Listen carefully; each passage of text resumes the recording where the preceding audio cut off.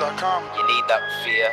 All I'm trying to do is make a stand for something that I truly believe is right. I truly believe is right. I want to be like you. Come on, man. I'm the face of boxing.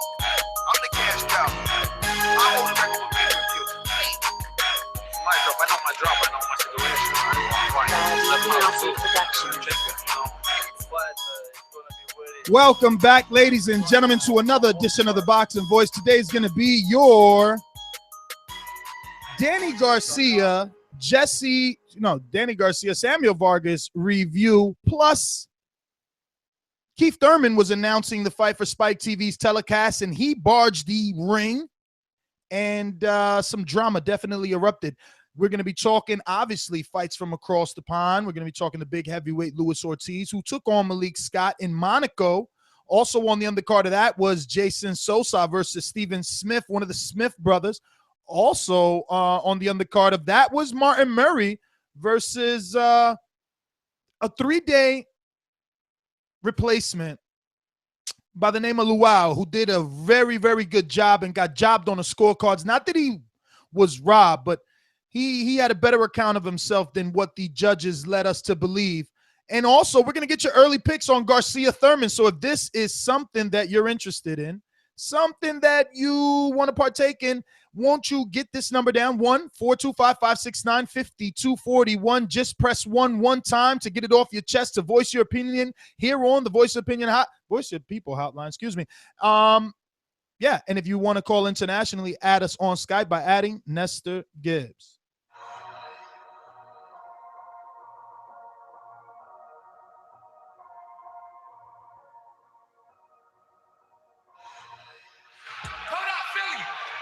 If y'all want to see me whip this guy's ass, make some noise.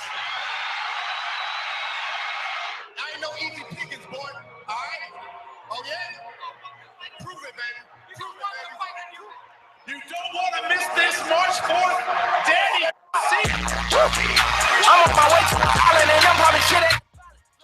Yes, it got heated in that ring. I was there live, ladies and gentlemen, and it was a thing of beauty. I know there's a lot of people hating like, oh, Ness, you were saying it was packed. Listen, the whole lower bowl was packed. We're not going to get into the particulars because this was just a tasty morsel. It was an appetizer. It was an in-between. Try to understand that it was a bridge. It was the GW. It was something merging two states like the Lincoln Tunnel and the Holland. This was bringing two men together, and they collided in the ring, and it was excitement. This is what boxing is supposed to be. This is what PBC has been giving us, the best versus the best. I'm excited. I don't know about you. I'm going to head on over to a state where it's always sunny.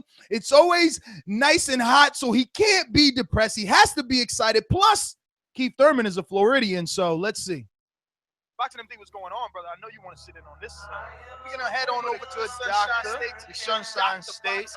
Boxing MD, what's going on? Is that a fair statement to make? You have to be honest with yourself.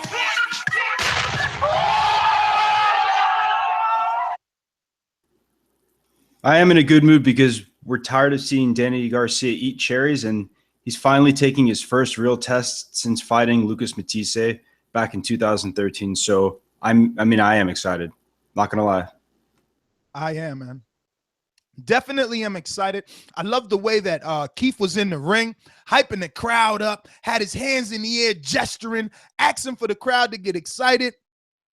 And then Danny, it was perfect, man. I mean, you know, for a lot of people who thought that he was afraid of Keith or that he didn't want this fight, right?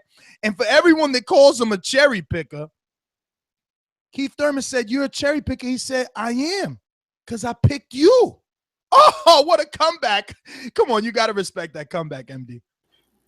Yeah, I mean, it doesn't discredit that he's been cherry picking like a motherfucker before. He fought Keith Thurman, well, but you're right about that. But his response to Thurman also was, you have one good fight on your resume. You have one good fight on your resume. Dispute it. Dispute it. He has one excellent fight and a bunch of other pretty good fights, right? So we've had this argument many times, but at the end of the day, I wouldn't say that Danny Garcia, was intimidated or whatever by Keith Thurman. I'd say that he definitely got more emotional than Keith Thurman, because I feel like that he feels like he's been disrespected by the boxing community a lot, by people like me sometimes, that he does show that he wants to prove it in the ring, you know. And if he does beat Keith Thurman, which he has a chance, I mean, I'm not picking him, and I don't think he has a great chance of that. But if he does, you know, he will prove people like me wrong. So I see why he, you know, he knew Keith Thurman was on the broadcast, probably talking shit about him. But hasn't he been here before, where guys like you, people in the media, fans, pick against him? He was an 8-1 in Con. He was like a 5-4-1 in the Matisse. People swore that wasn't going to happen. I've never picked against him. Let's just talk about pedigree. I mean, we can't ignore these things. And MD, you already went back and watched the Peterson fight. So now, you know, gone are the days that we could say he has 2 blemishes on his record. We still have to go back and watch Herrera, but you can't even, you know. Yeah, he might have eked out a decision against Peterson. I agree with you. But at the end of the fight, he showed extreme vulnerabilities with a harder hitting puncher than Peterson, which Keith Thurman is. He would have a lot of trouble, because Danny Garcia does have a great chin, but the way Peterson was landing flush on his head, I mean, no matter how good your chin is, you can't take punches like that. And Danny Garcia's defense could be vulnerable to Keith Thurman. So, well, I'm not going to get into a back and forth assuming war about what punches he could and can't take. I'm going to just talk about the punches that he did take by true punchers, like Kendall Holt, who's known to knock out people with 1 punch, like Matisse, who's also known to do the same. You know, he's been hit by real punchers. So we'll see. I was genuinely excited. But not recently, though. You're right. We'll find out. Listen, there's no reason for you and I to go back and forth. There's no reason for people in the chat or that listen to this video in the future or this audio on the podcast while you're jogging, you know, to be upset. That's it. It's signed, sealed, and delivered. Pick your sides. That's why we got early picks right now. Pick your side. You don't have to be mad at me. You don't got to say that I'm riding Danny. You pick your side, and we wait for March 4th. No, I agree, but like, so also been here before, MD. He's the father killer, right? Father-son killer, I might say. You know, he's done it to Guerrero, and he's done it to the Porters. So Garcia might be no different. No, I mean, so I guess let's assess Danny Garcia's fight last night, right? Samuel Vargas was not able to provide any type of offensive threat to Danny Garcia, that he was able to sit there and do whatever he wanted to. He wasn't overly flashy, in my opinion. I think that Nestor, how do you feel about the performance last night? Do you think he entertained the whatever amount of people that were there to come see him look good in a tune-up fight? Because honestly, I was not impressed. You weren't there live, and you wouldn't be impressed because you know who the opponent is. Yeah, but he didn't. Iverson was there, Meek Mills was there, Julian Williams was there, Breadman was there. You know, Floyd was in the after party. Okay, so can we focus on the performance then, not just who was there? Well, you said was the performance good enough for the people that came out? So now I'm telling you about the people that came out, and you don't want to hear about it. Now, was the performance good? I think so. Listen, we can't talk too much about this. It was a tune-up. And you know how these haters are going to be. They're going to say, I'm riding the guy. Look, this was an in-between. Let's move on to the action, which was the post-fight. I do want to play it again because at the time that I played it in the beginning, I didn't notice it was ducked, just so it could be heard again, because this is what got me hyped. I was there live to witness it. You know, I spoke to them after. It was just good. I even got to speak to Fortuna, Douglas. I got to speak to just about everybody, man. So it was just a good night to know what's coming next. Again, in my opinion, no different than Brand or any other in-between bridge fight. But let me go ahead and play this again.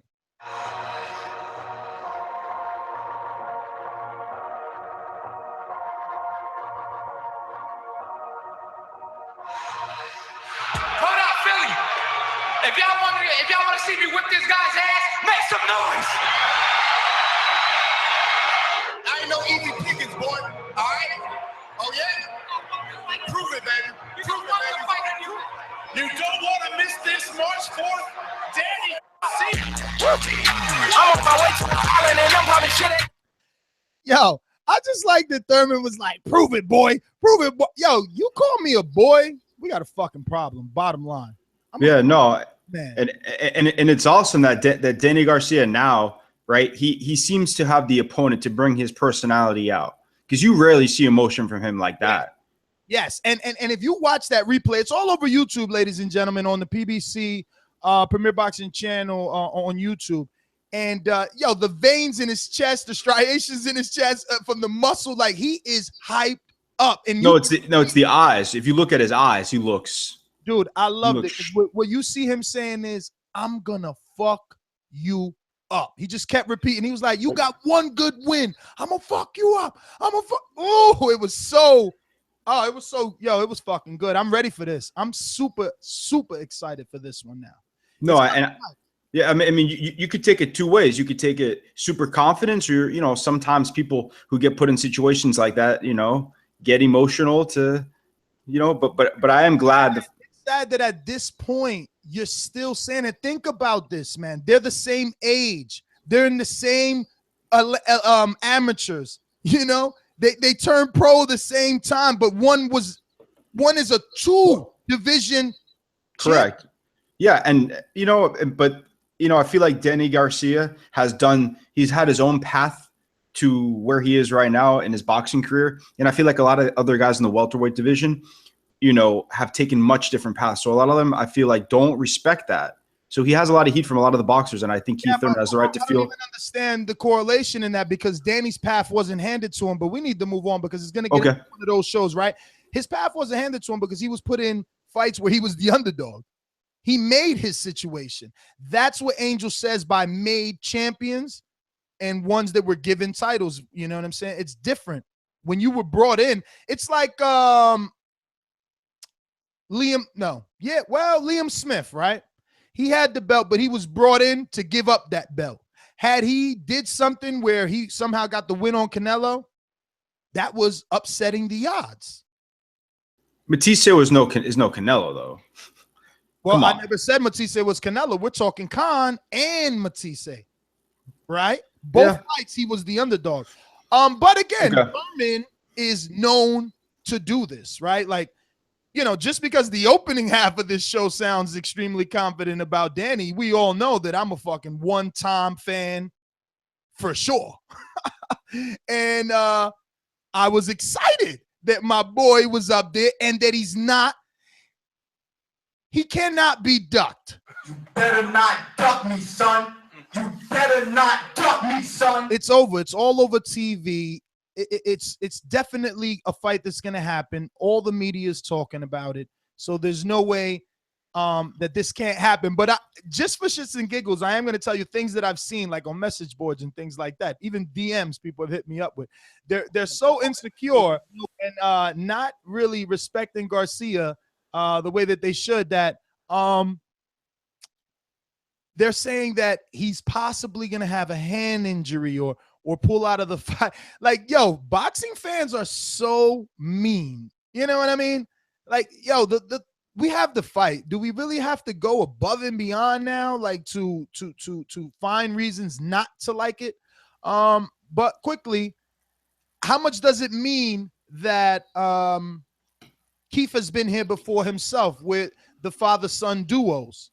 Or is it levels, right? And, Guerrero is one thing, and Ken, Ken is a hell of a trainer, and he's done numerous things in the amateurs, and he's trained numerous different fighters. So I really can't even say that Angel is the better trainer at this point. Like, Ken has handled more fighters and been to more open and national tournaments. So. But does it matter though? Like, or is it just gonna be like just another father-son duo, and that's what he does, destroy them? No, I don't think the father-son combination matters. But I've obviously been really critical of Danny's choices in his career, but nothing in his past shows that he's gonna get a hand injury and duck this fight, because he's never committed to fight somebody and not fought him. And this fight is done. It's sealed. It's scheduled, so I believe that they're going to fight. So I don't believe in that bullshit conspiracy theory. Now, and me, I didn't even, I had spoke to him and he was wrapping his hands or whatever. And I'm like, yo, have you ever broken your hands? He said he broke his thumb, but never his hand. So, that's not a big deal. Like, that's not like for Floyd Mayweather has, breaks on his like knuckles where it's really brittle. That's entirely different. Yeah. Like what I was saying, it's not going to be like a nagging injury over time. Like he's fine. And he for sure didn't get scraped up in that fight at all. So he's all good to go. He's ready to go. He definitely said that his hands have always treated him well. But let's get to the other our third party here, our third half. What's up, man? I just want to say I saw fight too. Stay focused, stay working my dad. Boxing voice. Because if he comes to fight, then I'm going to look for him. I saw fight too. That think he's accurate. Good evening. How are you going to go against Danny Garcia? Come on, the champion. Friend of the friend. Danny Garcia versus Keith Thurman is definitely going to happen. I don't hear any reason why his hand should be pronounced injured to postpone or cancel the fight. The dude is tough. He looked solid last night. And if you ask me, Keith Thurman looked a little bit on the chubby side. Is that right, Ness? You've seen him in person? Yeah, he looked a little on the chubby side, but he looked the same way when everyone thought he wasn't going to fight Porter, and everyone said, where's Keith Thurman? Why isn't he responding? Ken Porter saying he ducking. Man, dude, he knows how to take off the weight. When me and MD went to that camp, we seen him run 6 miles like nothing, go and come back in the hot sun. We seen him put in, hours on the Stairmaster and leave pools of sweat like that. Yo, to a pro, it's nothing. So what you saying, though? I'm saying I'm sure he'll be ready. I'm sure he'll be ready for fight. I'm sure he'll be ready, but 120 days or more away, man. Like they good. They both. Yeah, it's he has like what 4.5 months, about 4 months. I'm more worried about Thurman and the fact that he didn't get an in-between fight like Garcia, and he may have some rust come fight time. He's to put in a lot of rounds of sparring. That's what happens. He's a professional fighter. He'll get his sparring in. I mean, so you're saying like what got Danny Garcia's ring rust is like the preparation, the weight cut, getting in the ring, getting some rounds and getting out, because it wasn't like that guy did anything for him as far as get his skills set to face somebody like Keith Thurman. Like I said, he gets better sparring with guys that are more equally matched to Keith Thurman. Well, I mean, in terms of sparring, you know how it is, man. I've talked to both camps, and you've been in one. You know that they don't use big names. You know what I mean? Sparring isn't about Ness, that guy that we saw spar Keith Thurman. Forgot his name. I don't think we should be naming him anyway. The thing is that did you think that guy had more skill than Samuel Vargas? I didn't think that guy had more skill than Porter, right? I didn't think that guy had more skill than Porter, and we seen him have success in sparring, and it worried us because we said to ourselves, well, Porter is way better than this 5-0 pro. He was also in that big weight cut, though. Who, Thurman? Yep. All right, but then again, it falls into the same conversation, right? Because we're talking about him looking a little swole. But again, no. Because like I said, I think that he can take off the weight easily. I've been to the camps. I know that he can do it. I want to move on and talk about my Dominican brethren, Fortuna. Damn, man. Before we open up the phone lines, we need to know what's up with Steven because we got a lot of crow to be served, man. It was some good hardcore fights. And, Enrique, did you pick Douglas? I did. I picked the guy with the dreads, which is Douglas, Omar Douglas. Yeah, so you're going to be the first one to serve crow, get it served, right? Because we were going to wait for Steven to run the list off, but that's all you, my man. Take that. Took it. Pause. But Fortuna Douglas, damn, what a little scrap. And you know what's the saddest part? that Jason Sosa and Fortuna both already fought. Jason Sosa knocked out Fortuna. Fortuna lost his WBA title to Sosa. Both Jason Sosa and Fortuna fought last night. One in Monaco and one in Philadelphia on the undercard of Danny Garcia. And probably a lot of our listeners did not get an opportunity to watch the Jason Sosa versus Stephen Smith fight. If you follow us on Twitter, if you don't, follow us at The Boxing Voice, THA Boxing Voice, all one word. We've tweeted out a link of an excellent copy to Jason Sosa versus Stephen Smith. I suggest you watch it because these two men will undoubtedly meet in March. Let's cross our fingers and hope that they throw this card on the undercard of Danny Garcia versus Keith Thurman. How do I know that this is falling on this? Well, for one, I talked to Fortuna and Samson Lewikowicz, the promoter of Fortuna, and or manager, whatever, right? And I also spoke to Cantico's trainer, Raul Chino, who told me that because Samson gave them the opportunity at a title shot, they are forever grateful, and they're going to defend their title with Smith, which they have, and they will 100% give Javier Fortuna his rematch. So that is basically set for March. Let's hope again that it falls on the undercard of Danny Thurman. As for Douglas Fortuna, what a fucking fight. What a fight. I'm going to fall back because I want to see MD's thoughts because obviously, he called it correctly off first breakdown. So, I mean, MD, what did you think of this fight?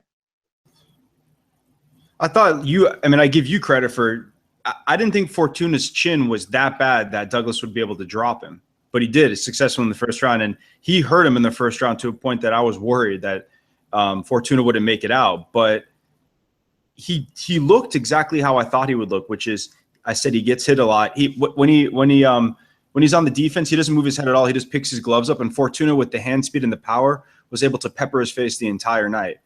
Although, like in the later rounds, because of the style that Fortuna fights, he gassed a little bit. So Douglas had success, but you clearly saw a difference in talent and speed. And Douglas, is not a slick fighter, and he's a very basic boxer that had a little success. So, levels. No, definitely. I don't know if there was levels. I'm so upset at my DVR. I didn't get to record the Spike telecast, bro. I needed to go back and watch this. I know they have highlights on the YouTube. I already seen that, but I want to go back and watch it because I want to see the disparity and how separate you think they are in levels on through TV, because it seemed to be fairly competitive from ringside.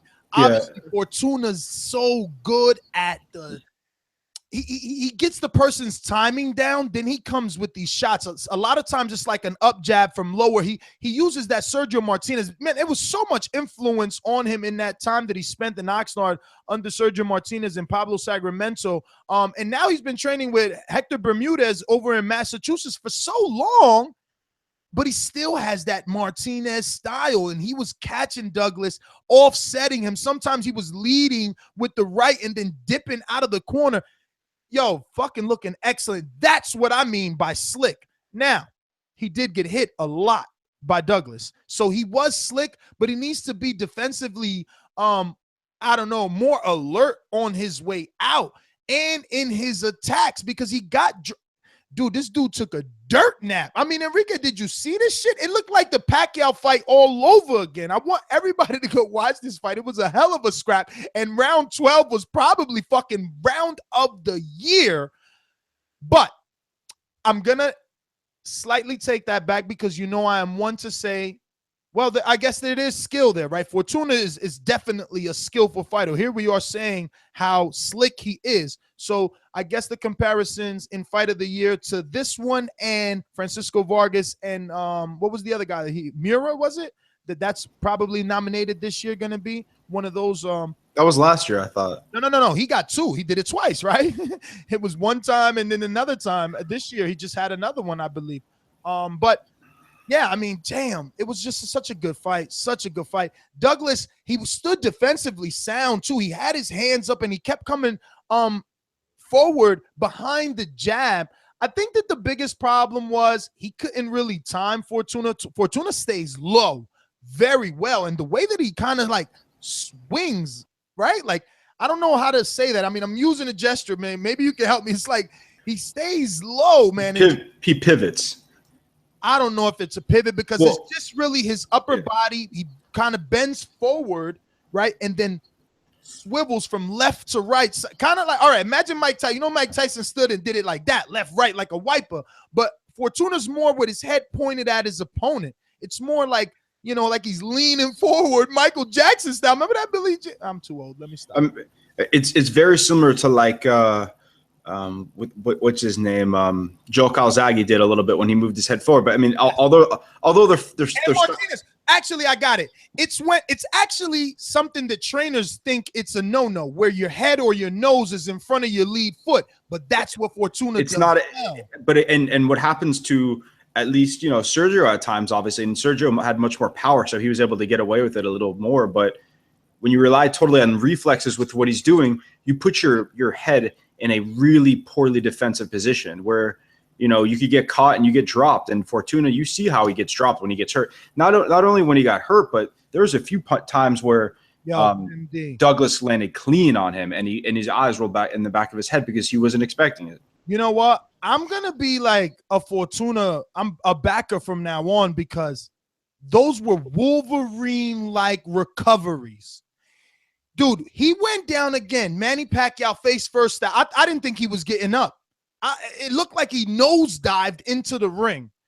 And then he got up. And in that round, he was fucking competitive. Let me tell you something. And yo, I seen, after the fight, I wanted an interview and everything, but I'm like, because he was looking, that was a tough fight. That was a tough fight.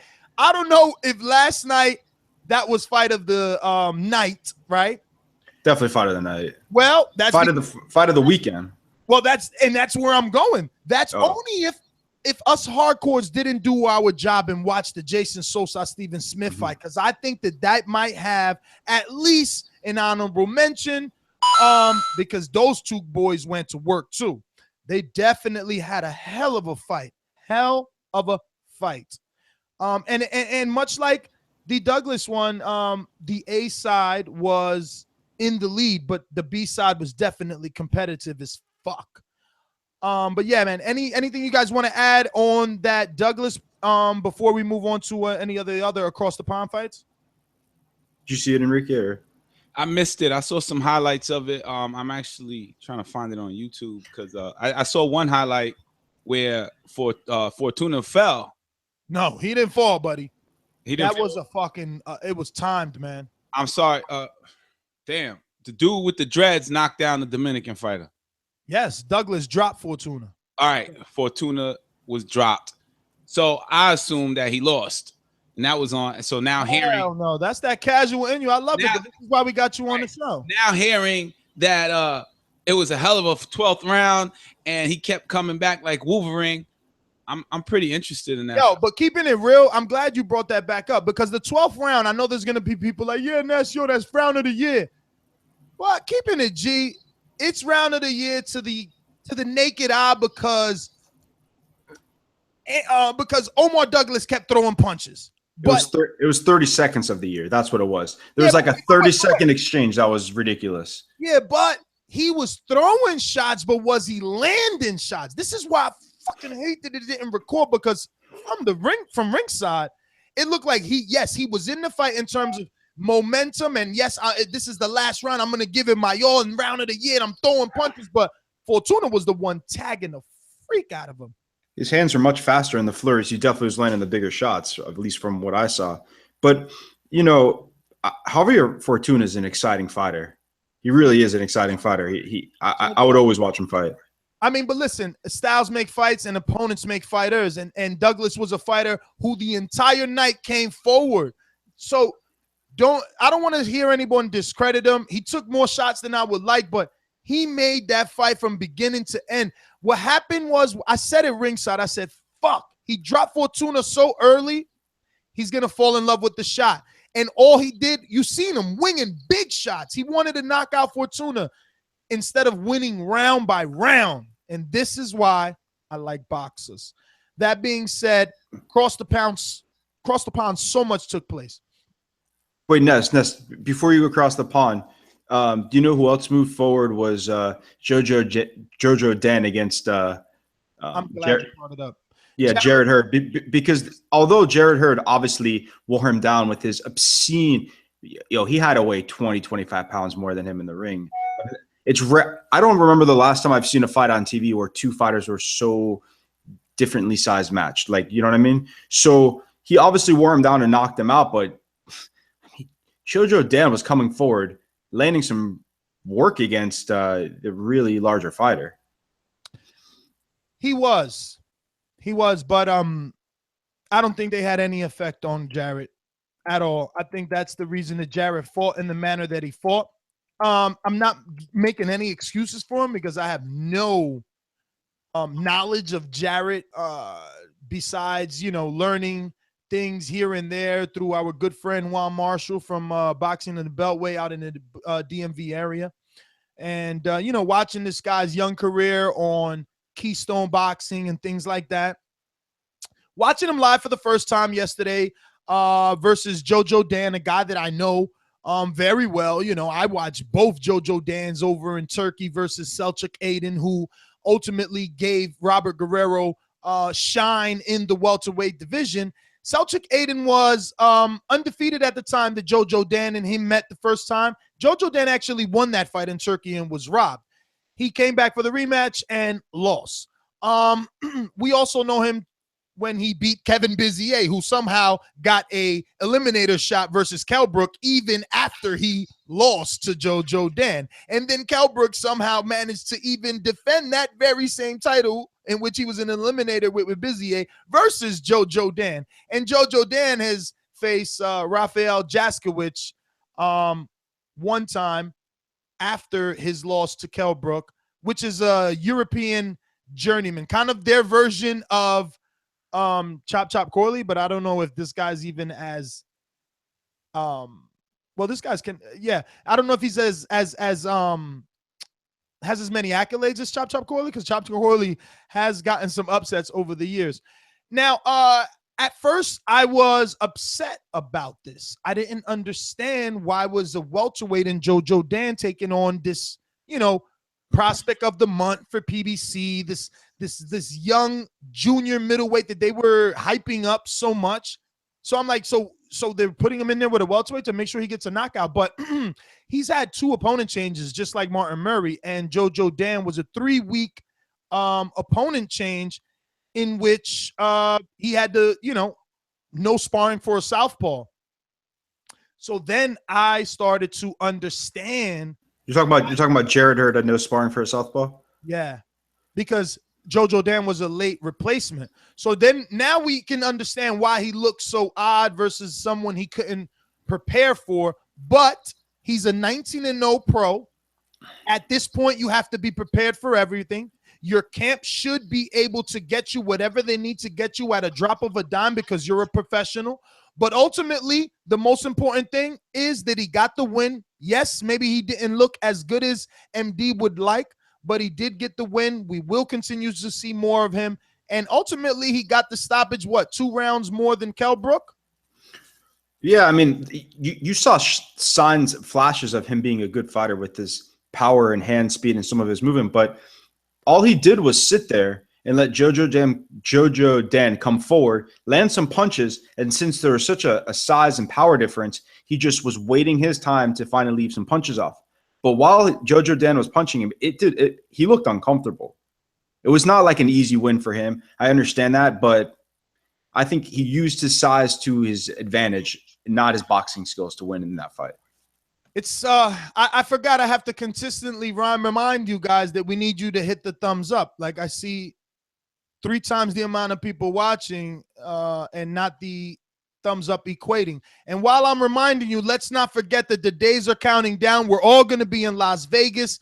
It's going to be a movie. We're going to record the entire TBV West Coast Appreciation Night. We're going to be having Virgil Hunter come through. I seen Andre Rozier. He's so excited. He's even bringing you guys shirts. So you're going to get some Havoc shirts, all right? Look, Havoc is the designer that you see guys like Broner. You seen yesterday Danny Garcia, Daniel Jacobs wears Havoc. Deontay Wilder sometimes wear Havoc.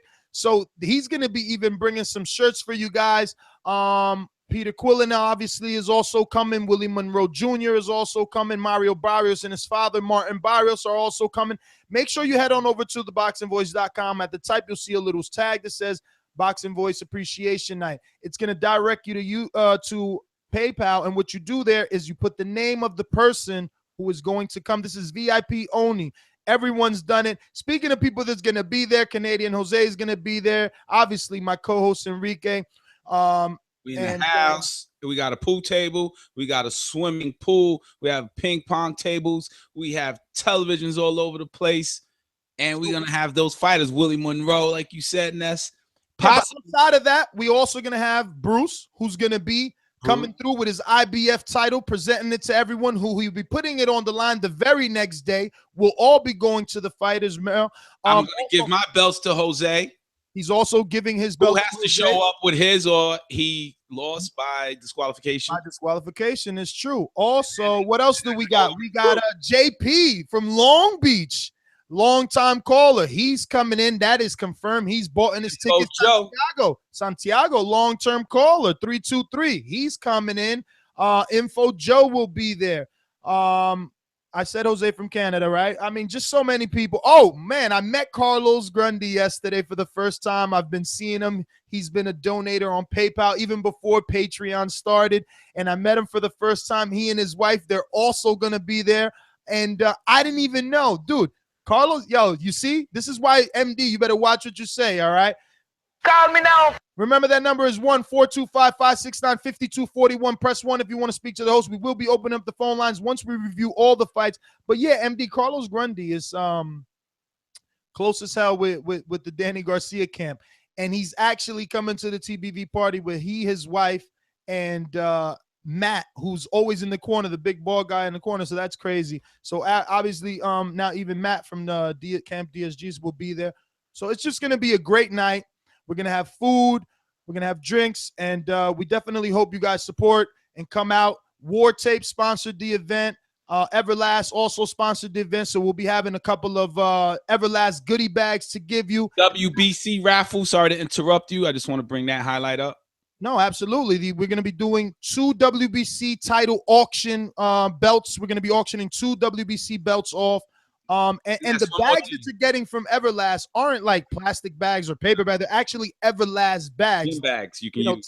Not those little cheap tote bags anyway. You know, no, it's the one with the 2 drawstrings. Yeah, it's actual glove bags. So, we've really worked hard, tremendously hard to have this event. Still working.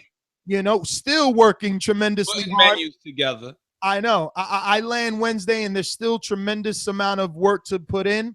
So we're hoping that everyone comes out and supports us. We want to put on a good show, and we want to do a live show, actually. So the more people that come out, the better. Me and Enrique have been running tests, to get things right for that. But let's get back to the fights. Who else? We spoke to Jarrett Hurd. One more thing, because I was inboxed about paying at the door. If you show up, you have to pay $150 at the door. Yeah, I don't even know if we should have people at the door, because that's going to create a hangout at a private venue, because then it's like a negotiation. I don't want to, we don't got time to be like, if you want to go, get the tickets. There you go. Buy your ticket today. Yeah, get your ticket. November 18th, 6:30 to 1 a.m. to 1 a.m. We're gonna be partying all night, and I'm telling you, I'm working super hard. Guess who might come? And I'm thinking this is gonna happen. Oh, Robert Ortiz, the rock star, is also gonna be there. But Sean Zattel, our Las Vegas correspondent, is also gonna be there. But guess who? Paulie Malignaggi might come through. I'm hoping, fingers freaking crossed, because Paulie definitely knows how to talk, and Italians love to drink. Let's see what happens. So we're gonna go across the pond, because we wrapped it up with Jarrett Hurd. We're gonna just touch a little bit on Luis Ortiz. I'm more excited now about the party.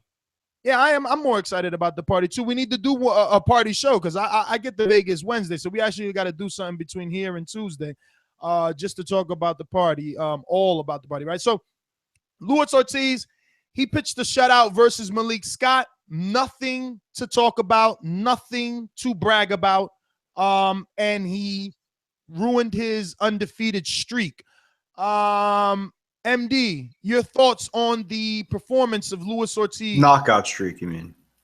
Yeah, knockout streak is what I meant. Yeah, I mean, my thoughts were that his performance was underwhelming. It wasn't a great performance, but I don't think it really changes my opinion about him much as a fighter because he was extremely dominant in controlling Malik Scott, but he did not, like I said on the on-demand show, not the on-demand show, the immediate reaction show.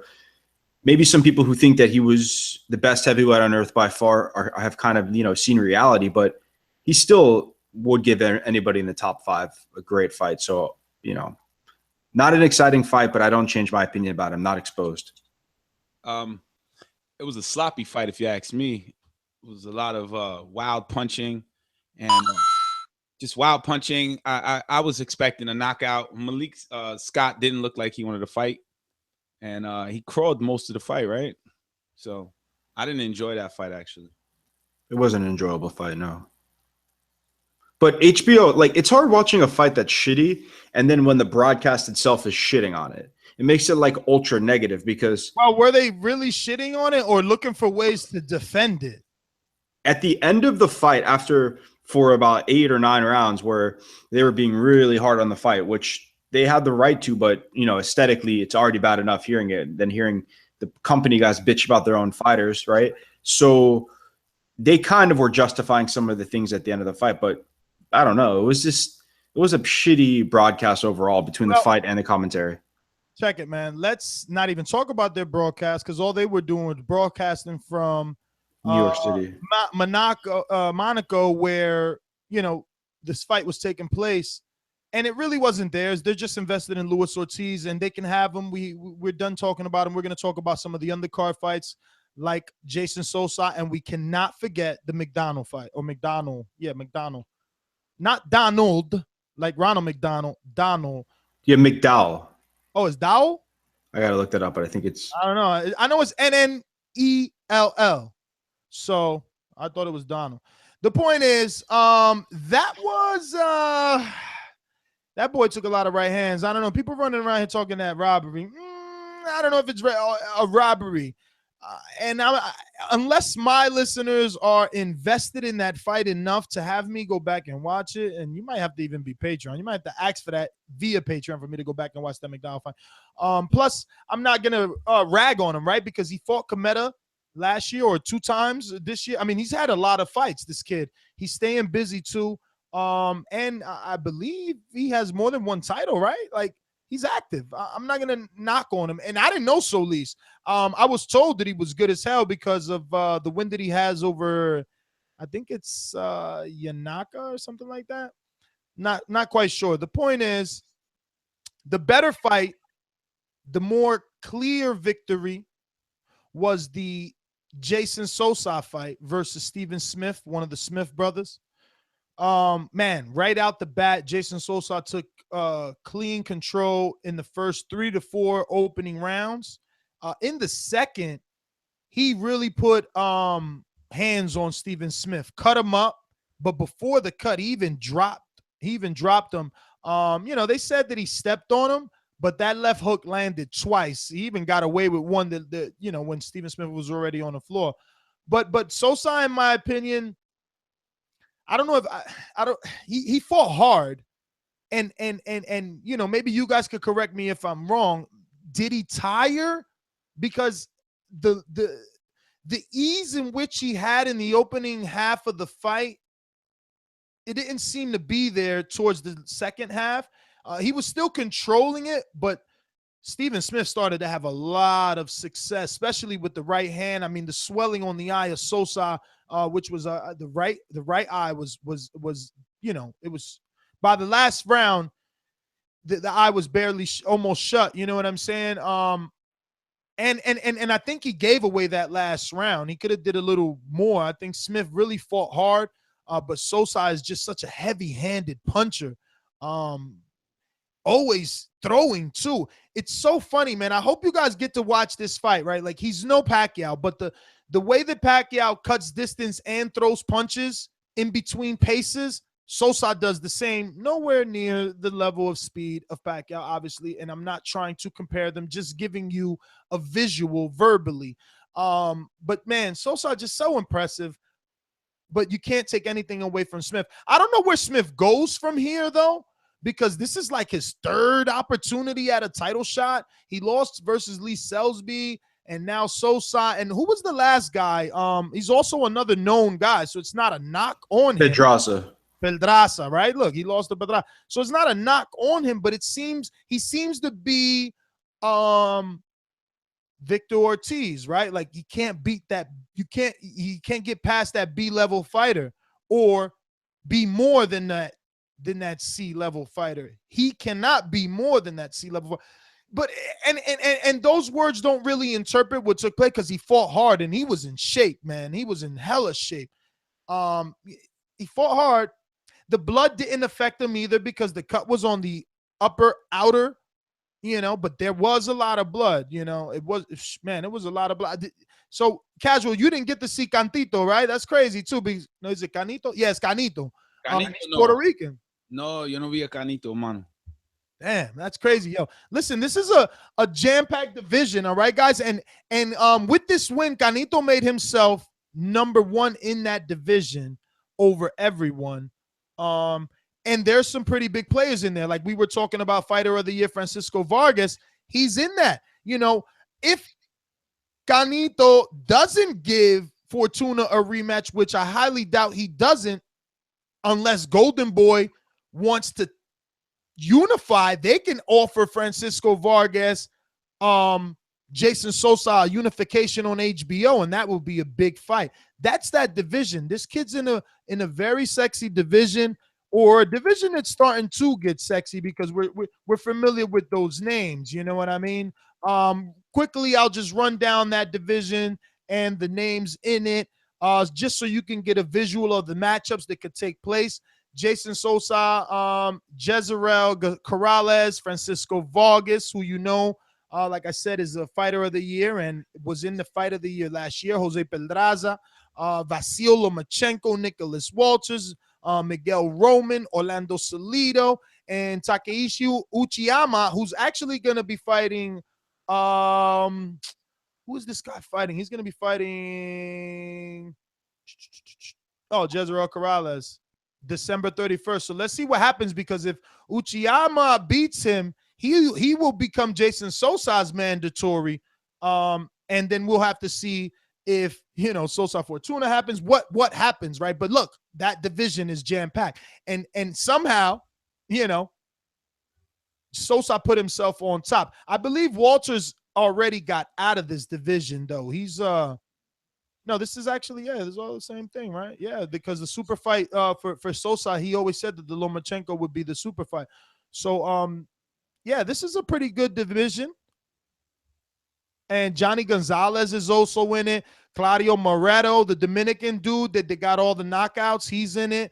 And the young boy, the golden boy, Mario Barrios, who's going to be at our TBV Appreciation Night, he's in this division, and he is a problem. You see what I'm saying? We were just talking about him for 1 year. We've been warning you guys, and he's already ranked number 19. So he's climbing them ranks, man, because he's too tall. He's not ready for the upper echelon of this division yet, so they better pump the brakes. But, I mean, with the addition of Virgil Hunter, who the hell knows?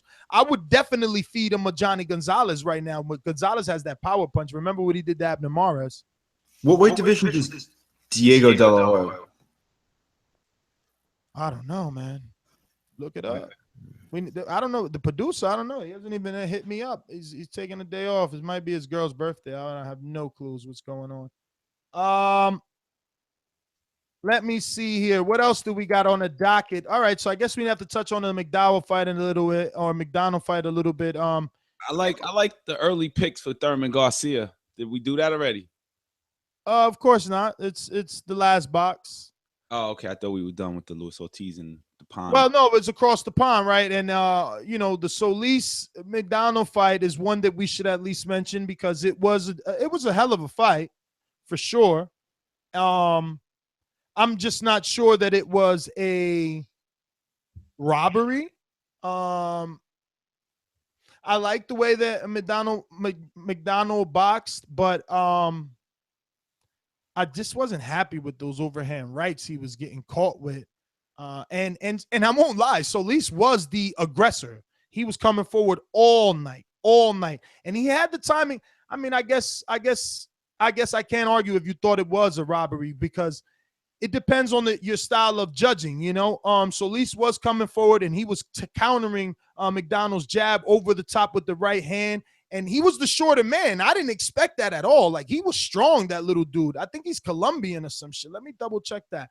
But yeah, I'm excited to see what happens with that kid moving forward. I hope some promoters pick him up, give him some TV time over here, put him in with versus some other names that'll actually fight. Not that McDonald wasn't fighting, but, you know, McDonald is a boxer. He's going to box. So, you know, I want to see Solis with someone who's going to come forward just like him. I'm assuming you guys didn't watch this one, huh? Did not watch. All right, it's all good. This is where I get to do my plug for Tiger. So Solis is from Venezuela. Venezuela, thank you. Look, and this is as honest as I can be. Tiger Stream reached out to me weeks ago. You've been hearing me talk about it on the show. I would have never bought a Tiger Stream box because honestly, I couldn't trust those things, especially for that amount of money. But you have me to be your trustworthy soul, and I've been using it. Look at all the fights that we're talking about this weekend because I used it, not to mention Pacquiao Vargas. Okay. So that being said, Nestor the guinea pig, you know? Hey, the guinea pig, but I got to watch it HD, baby, and you can check my streams on Instagram, Twitter, and Facebook. They are HD. This is not a game. This is not a lie. You know, there's a lot of comparisons out there, and I say they do not have these sources that I'm telling you. This is nonstop goodness for a boxing fan.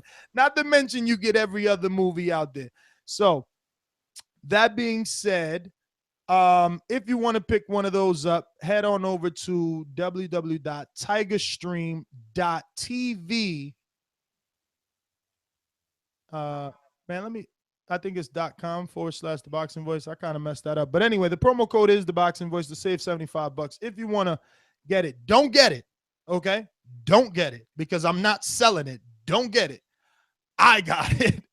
I'm watching all these UK fights and I'm happy. You know, I got to see Johnny Nelson on the telecast, and it's easier now, okay?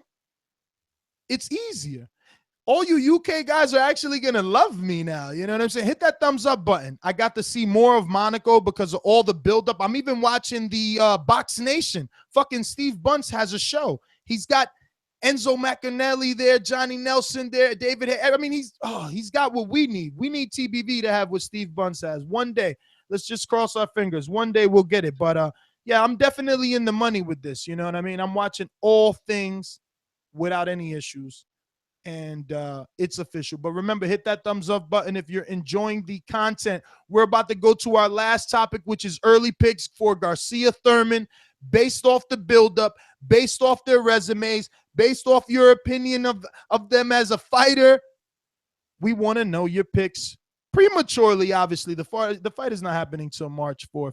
But Enrique, you were all excited for this, so you tell us, man, early picks.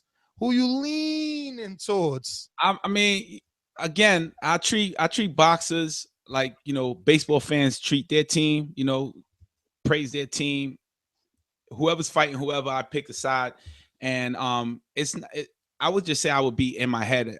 You know, they say, "Oh, you boxing with your heart or your mind." I don't know which one, but I box with my I choose with my heart most, right? Because it's a cultural thing. So I don't gotta say no more. You know who I'm gonna pick.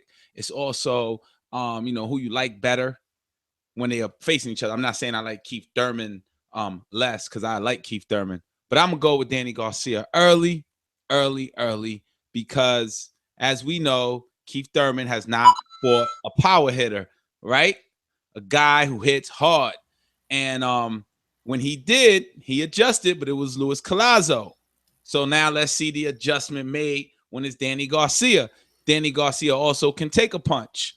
So he also likes to mix it up in the counter. He'll take one and throw one. So he looked solid last night, and I know that Samuel Vargas is not Keith Thurman, but I do believe that it was going to be a different style fight. for Keith Thurman, and it's going to be the one that he has never fought before. So he's got a lot of work in front of him. And I'm going with Danny Garcia. MD? So I hear what you're saying, but I disagree that Keith Thurman hasn't fought a power puncher. And also, I don't like Danny Garcia has good power, but it's not out of the ordinary power at 147. Like, let's not forget that. What'd you say? I didn't say anything. Go ahead. No, so let's not forget that Vargas last night went 7 rounds. It wasn't like he iced him out in 1 round. Keith Thurman, I think his boxing skills, his combination punching, his movement is vastly better than any opponent Danny Garcia has fought before. And I think that the power, because Danny Garcia gets hit, the power is going to really take a toll on him. And I see him getting stopped late because what I saw in the Lamont Peterson was a guy who was a quicker boxer, a better boxer, land combination punches and hurt Danny Garcia at time, who was a relatively slow-footed fighter at that level. You know, this one is definitely a tough one for me, just like it was with Thurman Porter. And both men do things well. And both men have attributes that will pose big threats to one another. Keith's movement will be Danny's downfall. We seen that in the Lamont Peterson fight. Even though he won that fight, he was missing widely. He was reaching a lot. And that could be his downfall with Thurman, who loves to use the uppercut and is very slick with the left hook himself. And that brings me to my other problem, that both of these men have fallen in love over the years with the same combination. They both do the punch to the body, left hook to the head. And the last time that we seen guys exchange punches or left hooks, Matisse came out on top with Lamont Peterson.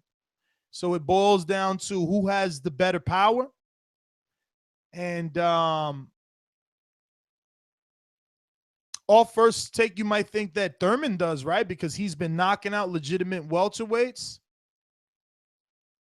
But I guess it's Thurman has the better power at the end of the day. I mean, Danny hasn't knocked anybody out besides like Khan. Like Matisse he beat, but he didn't knock out. And then, you know, I spoke to him about the power. Like, where's the power at? And, you know, he spoke about the stoppage that he got of Malignaggi, but that was like a corner stoppage. Much like the Samuel Vargas stoppage, it was also a referee stoppage. So maybe they have the same amount of power because Keith hasn't knocked out upper echelon fighters either. You know, Keith's biggest knockout is Jesus Soto Carras. Yeah, but and that was also a referee stoppage. I mean, who did he one time? But Ness, when you see him fight a similar opponent in Robert Guerrero, and remember that Danny Garcia got an after, right? Just you're assessing a power alone, right? Because that's all we're talking about. Who reacted differently from those punches? Who did he look like that he was more of in a threat, like as a threat to get stopped or get seriously injured? That was against Keith Thurman. Well, I don't know because yes. Versus and he dropped him. And he dropped him. Again, your opinion because versus and he dropped him. That's not. I understand that, but versus Keith Thurman, Guerrero kept coming forward. Versus Danny Garcia, Guerrero's on the back foot. Yeah, because he was winning some rounds. All right, you call it winning rounds. Danny and Angel call it feeling the power. Correct, but it was a different fight. But what I'm saying is, if you just watch those two fights alone, I think from what I see that Keith Thurman hits way harder and has power in more of a variety of punches than Danny Garcia. And you may be right, but it would be based off assumption because what we do know is that Peterson banged with Matisse until he got knocked out. He was there trying to hit him and fight. He banged with Amir Khan all 12 rounds, so much so that Khan had to push him. But he stood on the outside versus Danny. He didn't like the power. Yeah, Peterson, he kind of like in the beginning of the fight didn't want to seem to engage, whether it was the power. Obviously, that was a big factor because Danny Garcia did tag him with some big shots in the beginning of the fight. It wasn't, as much as his fans maybe wanted to see, but yeah, there's power there. But what I'm saying is, but Ness, what I'm saying is, if Danny Garcia's power is what's going to get him over the hump, because Keith Thurman has much more than power. Well, but what I'm saying is that Keith Thurman's better and a lot better attributes with than Danny Garcia, foot speed, boxing skills, in my opinion, right? So people are going to say that the timing and the power of Danny Garcia's left hook is going to really hurt Keith Thurman and make him change the fight or knock him out. And I just don't see that. I don't see him having that type of power. No, he's got to do more than just bank on the left hook. That's not going to be enough. Like, Thurman does too much. Thurman moves well. Better output, I think, too. Thurman throws good combination punches. Thurman punches on the move, too. He doesn't have to be set like Danny likes to set up. You know what I mean? So it's going to be an interesting fight. Slicker, and Thurman's way slicker. It's going to be an interesting fight. But this is we go back to that power thing, right? You spoke of Thurman's power and how you feel it might be better. Well, all right, let's talk about Adrian Broner, and a guy in Adrian Broner who fought as low as 130 pounds and moved up all the way to 147 pounds, fought Sean Porter at 144, right? And what happened? In the 12th round, Adrian Broner put Porter down. In the 12th round, Keith Thurman landed a punch to the body and a left hook that Porter never seen. Combination. Porter was definitely, he almost was lifted off his feet, but he never fell. He never fell. The same guy that fell off of one check left hook from a smaller person. And again, I said to you, who did he knock out? So Collazo, he quit on a stool, remember? Guerrero, he made it all 12. Bundu made it all 12. So Julio Diaz, like, is that what we talking about? Jesus Soto Carras? Is that what we talking about? Like, yeah, don't and get me wrong. but Wait, because I need to say this. Don't get me wrong. I value every one of these wins, starting with the Carlos Quintana, the Jan Zavic, because he got Jan Zavic immediately after Berto. So that was impressive to me because Zavic was coming on in that Berto fight, and it got stopped due to cuts. I'm impressed with the fashion in which he stopped Carras, but I know the caliber of Carras.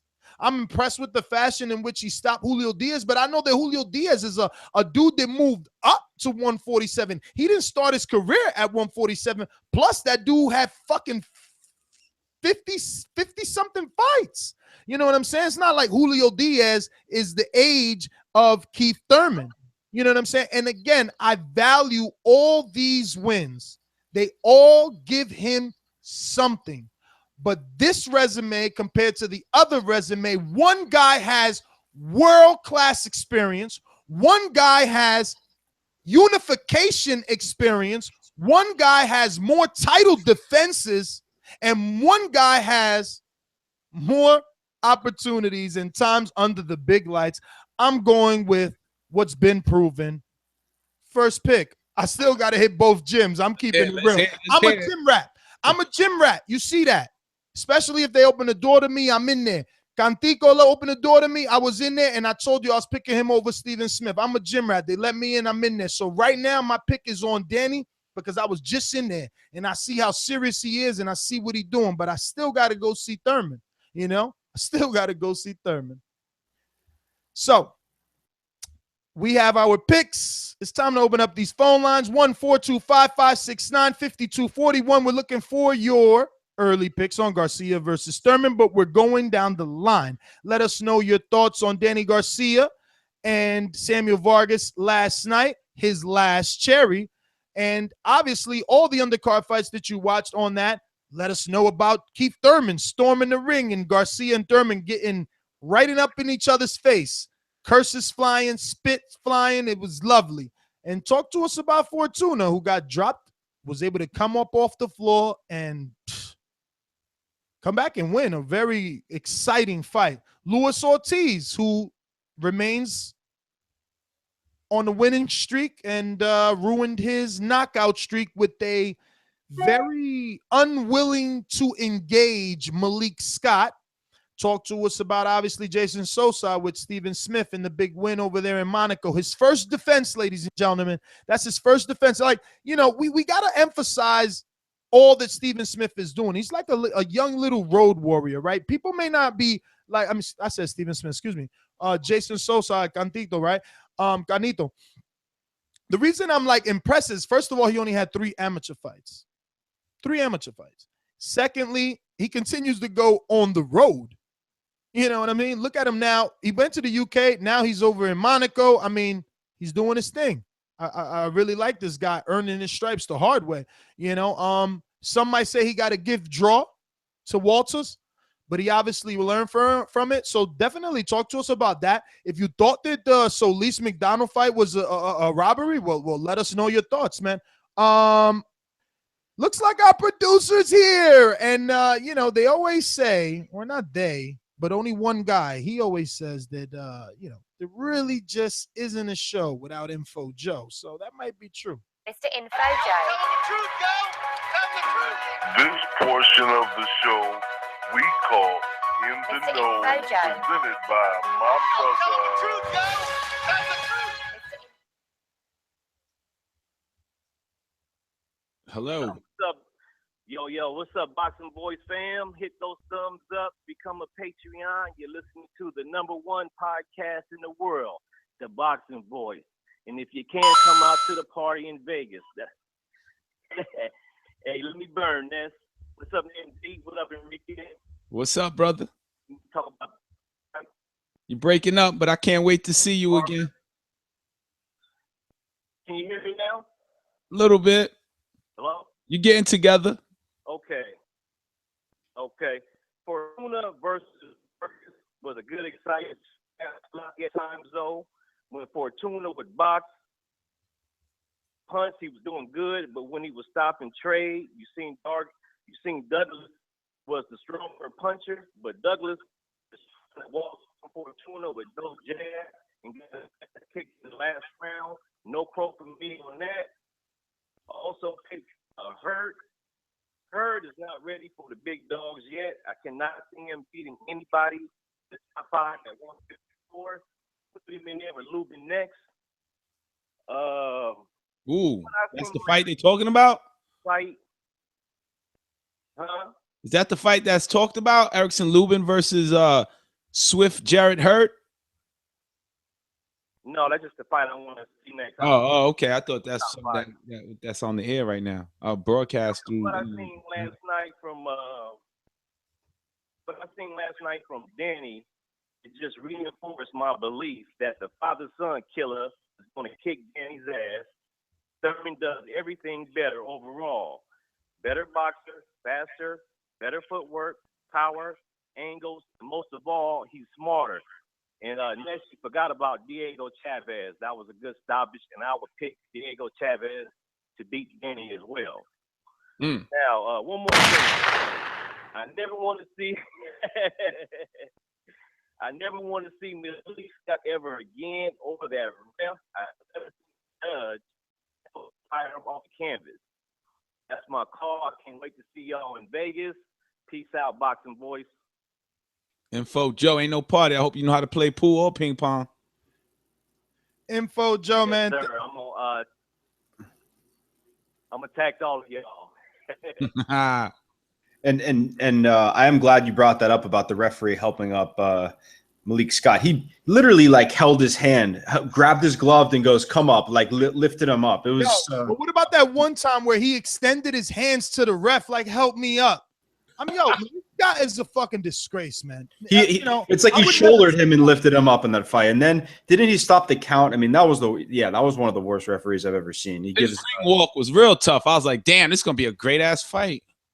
Do you like the mask? Yo, I would never say that normally, like that he needs to retire or they should not give him fights, because I know that this is how these people feed their family and shit like that. But like, that's just a disgrace right there. That's disrespectful to us as boxing fans. I don't want to see any promoter give him a shot, because like he shouldn't be on TV with fighting like that style.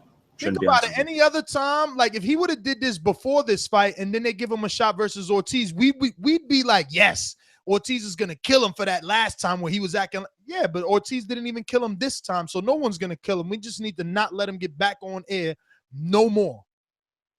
But anyway, Info Joe, thank you for calling in. Let's get out to these other callers. We're going to keep these phone lines moving, ladies and gentlemen. We're going to go out to our... Wait, Ness, before you go to another call, I'm sorry. What about Big Baby Miller? Would you want to see him fight Malik Scott? No. Malik Scott doesn't deserve anything anymore.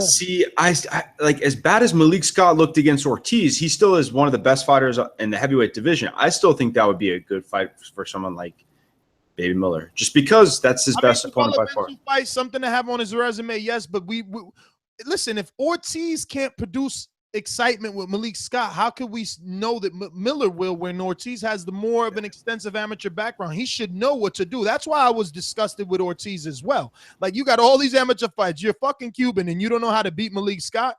Please.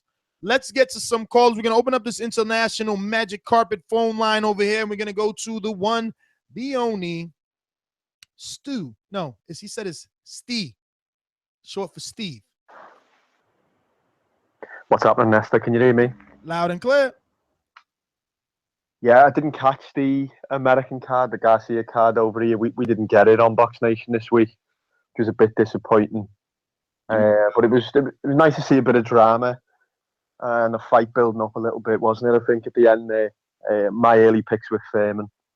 I think he'll probably knock Danny out a little bit later on in the fight, but I just want to talk about that McDonald fight, Nez.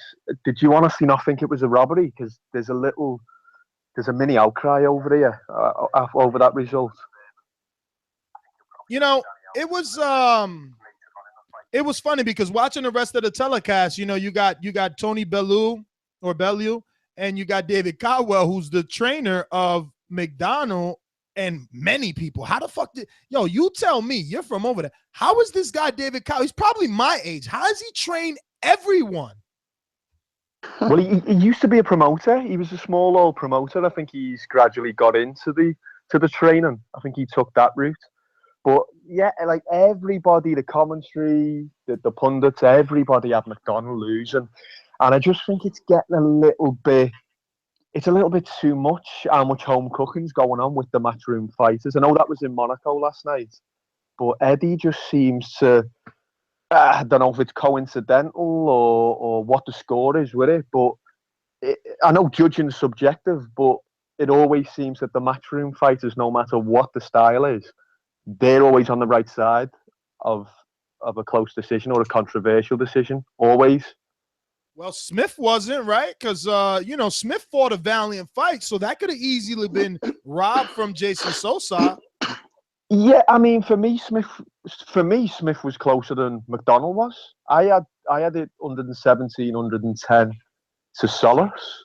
I thought Smith was closer, but he did get banged up and he did get floored. So there was the 10-8 round. But Steve, what was it about the McDonald fight? Like, was it because he was the aggressor and coming forward? I mean, he was landing a lot of right hands, but I hope it's more than just you. Honestly, I hope more than just you, because I know you're a Patreon as well. So I hope more than just you feel this way, so that we could go back and rewatch it. I think you should rewatch it. I honestly think you should rewatch it. I mean, I'm not a guy who'll just score aggression. You know, I had Darrell beating Froch in Nottingham. You know what I mean? And he was on the back foot all night. But I just thought he was flicking the jab out McDonald. He was moving.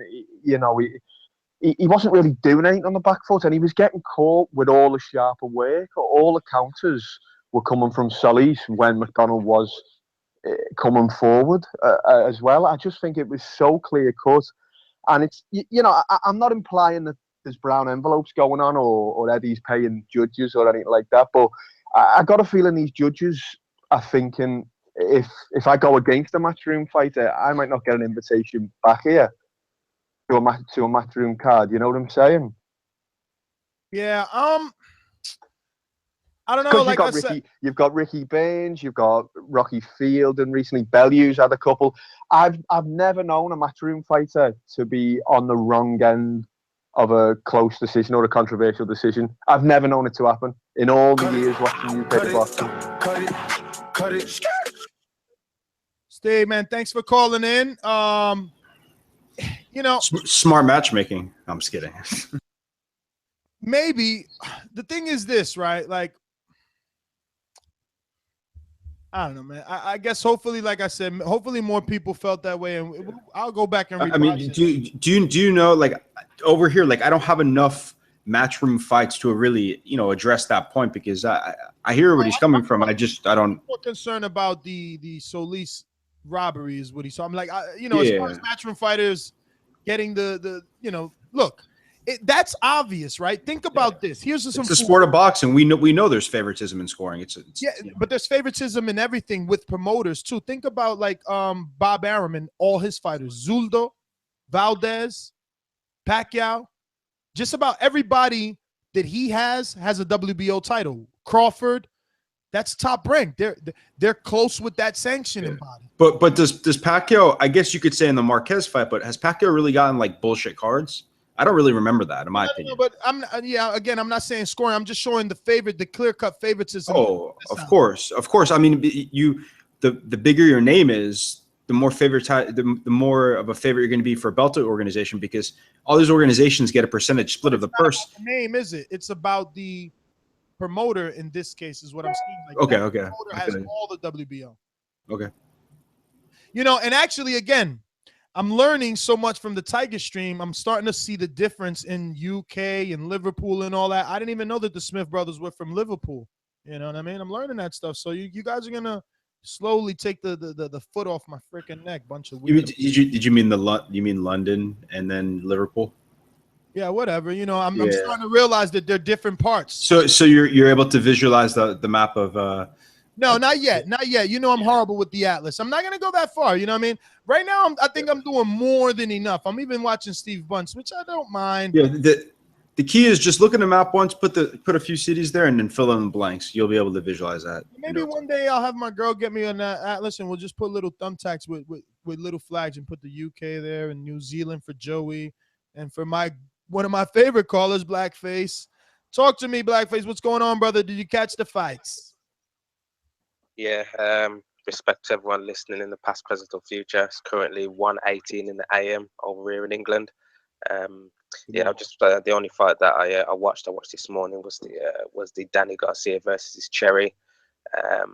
You know, I do agree that the guy wasn't even qualified to share the ring with Danny, but in the same breath, I still think Danny's body of work, Danny's complete resume, is still, you know, way better than a lot of fighters out here. I mean, I was looking at his introduction to the welterweight division, and he gets a lot of stick for fighting Guerrero and Paulie Malignaggi. But I was looking at, you know, the past fighters and such, and I can't find another fighter who made welterweight debuts against those level of opponents. All of the guys that I was looking at, they were worse opponents than Danny did in his debut for this welterweight division. So, you know, I guess that's something that he can take credit for.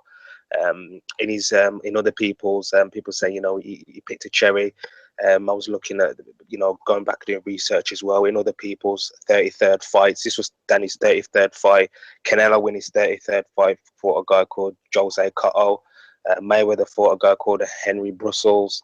Pac-Man was still fighting in the Philippines. So, you know, cherries are cherries. I mean, I don't really know any of those names who I've just mentioned, those guys that they fought. But, you know, could they be compared to the Cherry that Danny fought last night? I don't know. Maybe not. But, you know, not every fight's going to be an A-level fight. You're going to have B-level fighters, C-level fighters, D-level fighters on your resume. But, yeah, now we dusted off this Cherry. You know, he's going to fight Thurman in March, which I think will be a good fight. I don't know who I'm picking in that fight. Yeah, I'm going to go back. I haven't watched many Thurman fights. I'm going to go back and watch, you know, some more Thurman fights and Danny's fights before that March date. So hopefully I'll be able to educate myself and make a valid pick in regards to their fighting styles. I saw Meek Mill in Danny's corner on the rope and stuff. Danny needs to get rid of Meek Mill from his corner. I don't want to see Meek Mill at any more Danny fights at all. He's a walking loss, that guy is. He needs to just do his rap career. He needs to get Nikki pregnant, what he needs to do. I don't know what he's doing, to be honest. What about Allen Iverson? Did you recognize him? The truth. Yeah, he used to play basketball and stuff, but I don't. It's Meek Mill I've got a problem with. Danny, get rid of him. Don't be shaking hands with him. Don't take pictures with him. tell him to just go make a Nicki Minaj pregnant. That's what he needs to do. That's my call, man. I'm off to bed. Imagination is more important than knowledge. Imagination is more important than knowledge. Take that risk. All right, next caller. Who do we have? Blackface is so funny. You know, speaking of Allen Iverson, I got to interview him yesterday, and it wasn't pretty. Was he drunk?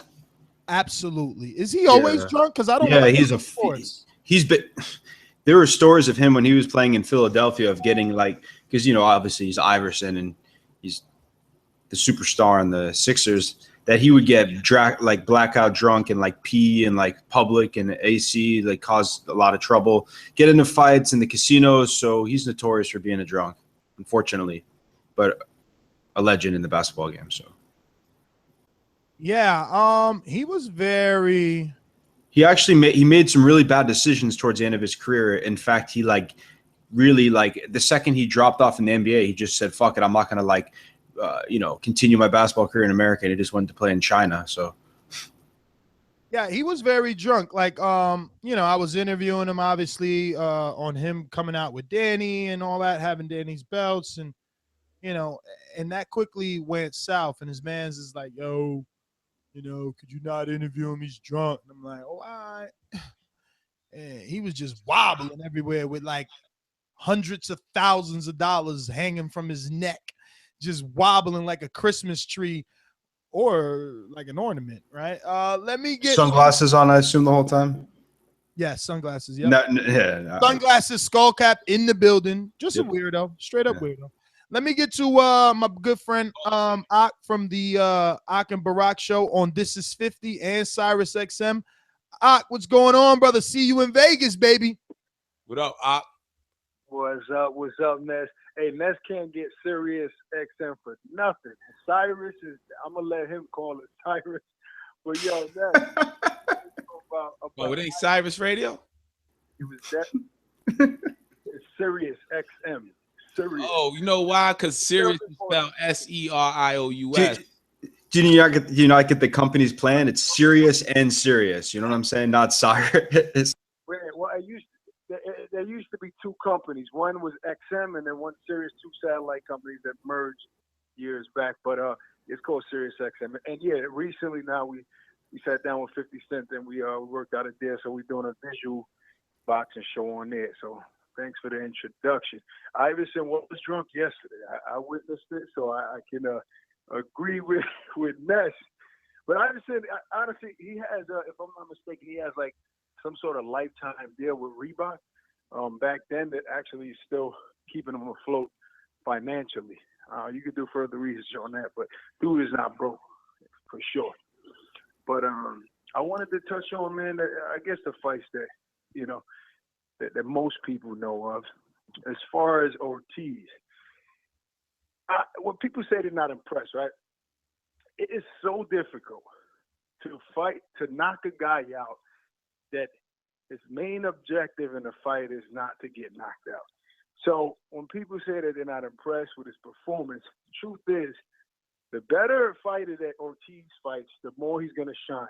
When he fights guys that are a threat, that are legitimate heavyweights, that whether they're champions or guys that want to win, those are the guys that are going to engage and going to take more risks, which I feel that he'll knock most guys out. So that didn't steer me away from Ortiz at all. I think he's still a threat to anybody, including Joshua and Wilder. Yo, so how do you explain Golovkin then? Because this is the thing a lot of people say is he doesn't fight necessarily the best competition, but he always knocks them out. So how do you explain that in comparing that to Ortiz's? Yeah, I mean the thing about we all know heavyweights that they don't move as fast. They get a little lazy at times and they're sloppy, but. I'm talking about him in particular. I just feel that he's a guy that's going to fight up to his opponent. As far as Golovkin, just because the guys are not top level opposition, it doesn't mean that they're not taking risk in the ring, and and exchanging punches and getting knocked out. I'm talking about Malik Scott was in there just to avoid to get knocked out and to survive. And he got, first of all, ever since I was at the fight when he fought Wilder in Puerto Rico, ever since I watched that freaking phantom bullshit punch, I just couldn't fuck with the guy anymore. Be careful. Ness doesn't like to hear that. Doesn't like to hear that. What, the F-bomb? No.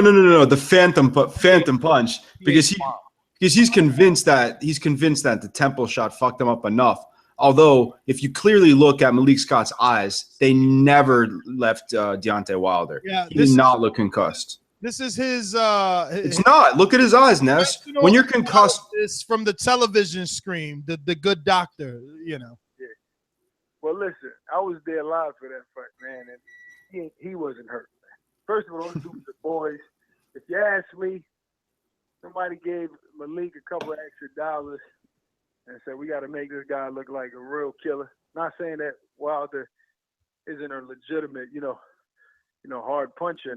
Wilder doesn't need any help. I don't care. Wilder, unlike Ortiz, Wilder doesn't need any help showing that he's a killer because he's knocked out 34 people out of the 35 that stepped in the ring. Yeah, but Scott could have made him look bad, if you know what I'm saying, which he kind of did against Ortiz. Make him look bad though.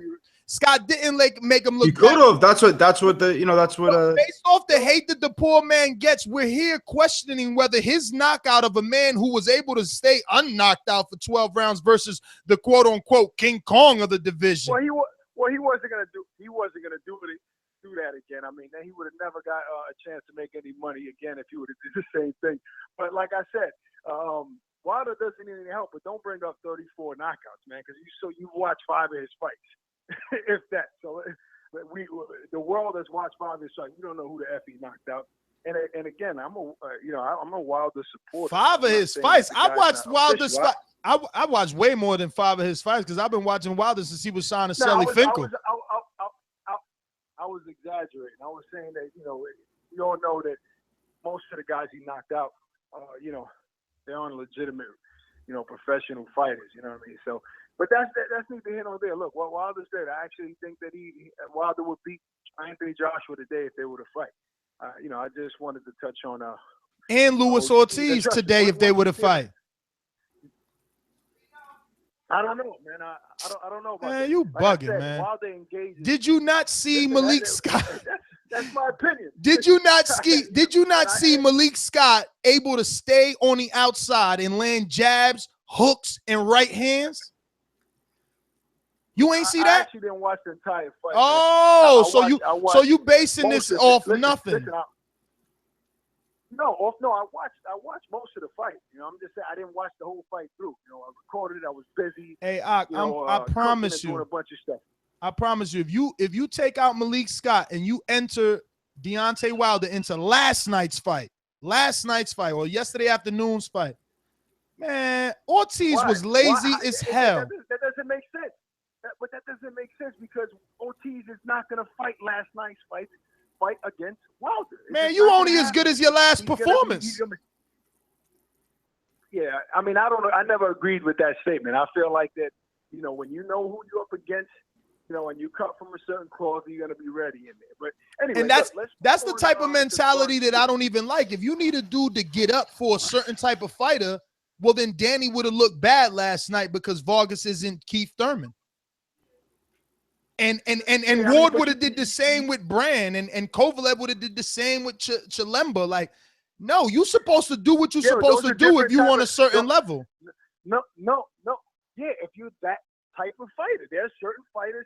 Just because there's been great fighters that might not have that type of pedigree, like the Floyds and like the Wards, that they're gonna look a certain way every time out. Unfortunately, I just think that Ortiz is one of those guys. I think that he fights Wilder, Joshua, or any other guy in the top 5. That he's gonna pose a big threat to either. Well, look, I'm a bettor, so with me, I don't know if you're a gambler, but when those fights happen, I put my money where my mouth is. But as far as Garcia, look. Yeah, who you gonna put your money on that one? Well, the difference is gonna be the timing, and a lot of people are saying that Keith is his footwork is so good. I mean, I don't see the great footwork. I think he moves more. He's more mobile than Garcia. I wouldn't say he has freaking political footwork. It's not that serious, and the guy has decent defense. Look, he's a legitimate, welterweight world champion. That's why this fight is such an interesting fight. Everybody is crazy, to see it. They're going crazy. But who you betting on though? Obviously, can I get into my prediction? I'm going to tell you why first, and I'm going to tell you who I'm picking. I think Thurman. People say that I agree where Garcia hasn't shown that much power in the welterweight division, but it doesn't mean he's not a hard puncher, man. I mean, when again, I was listening earlier, and that's brought up a good point that when he fought Guerrero, how Guerrero was definitely, not moving forward in that fight, and that's, me being a former amateur fighter, when you hit, when you're moving backwards, it's because there's a threat there that you don't want to. You don't want to engage with. And I feel that Thurman definitely has never fought a fighter like Garcia. That's obvious. But that fight is a dangerous fight for both guys. But I think Garcia wins because he has a really awkward but great timing, overhand right and left hook. And me watching, the Porter fight, right? See, Porter is sloppy, much more, not to discredit him. I like the guy as well, tough as nails. But he's a little sloppy, but he's able to land over looping right, which Danny has that mastered, and his timing is impeccable on it. So I think eventually, somebody said that they see Thurman stopping Garcia late, man. Listen, Garcia, they said that Garcia's never fought a guy like with the speed of Thurman. Zab Judah, you can say what you want about him. He's always been a hard puncher, and his speed. It wasn't diminishing that fight. Actually, that was a great Zab Judah. I know Ness is not a Zab fan, but you can't take away the guy's speed and power, and raw talent. Right, he hasn't won the big fight, but that's a guy that I would say has more speed than Thurman and punching power. So I don't agree with the fact that Danny hasn't been in there with a guy with speed like that. So I see Garcia winning that fight. I don't know. I think Thurman showed that he could take a shot. So I don't see it. I don't think it ends in knockout. I say Garcia wins a split decision. So where was the impeccable timing last night? I don't know. I'm gonna feel like, but where's the impeccable timing last night, right? Because if he was able to time Vargas when he came in, you would see a clean knockout shot. It took him 7 rounds to really gauge him down and time the shots that he was able to stop him. And Vargas is not at the elite level to most ringside observers. So I think Keith Thurman's timing is a little exaggerated because of his Amir Khan knockout and his Lucas Matisse win, which was 3 years ago. Well, no, but see, you're judging last night's fights, which a lot of people do. I'm a guy that's been following Danny for a long time, and I've seen the timing. You have to take my word so literal. I chose the word impeccable, but he has great timing. And as far as he told me personally, whether it's true or not, he said, listen, I wanted to get some rounds in, man. I got a big fight in March. I really didn't want to go in there and get this guy out of there in 1 or 2 rounds. Cut it.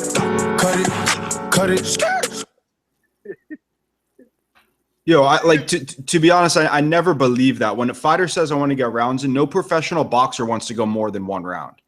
They want to get the guy out of there. It's always the case. They could get a cut. They could get injured. I think that's always an excuse sometimes when the guy lasted a little longer than they should have. But that's my opinion.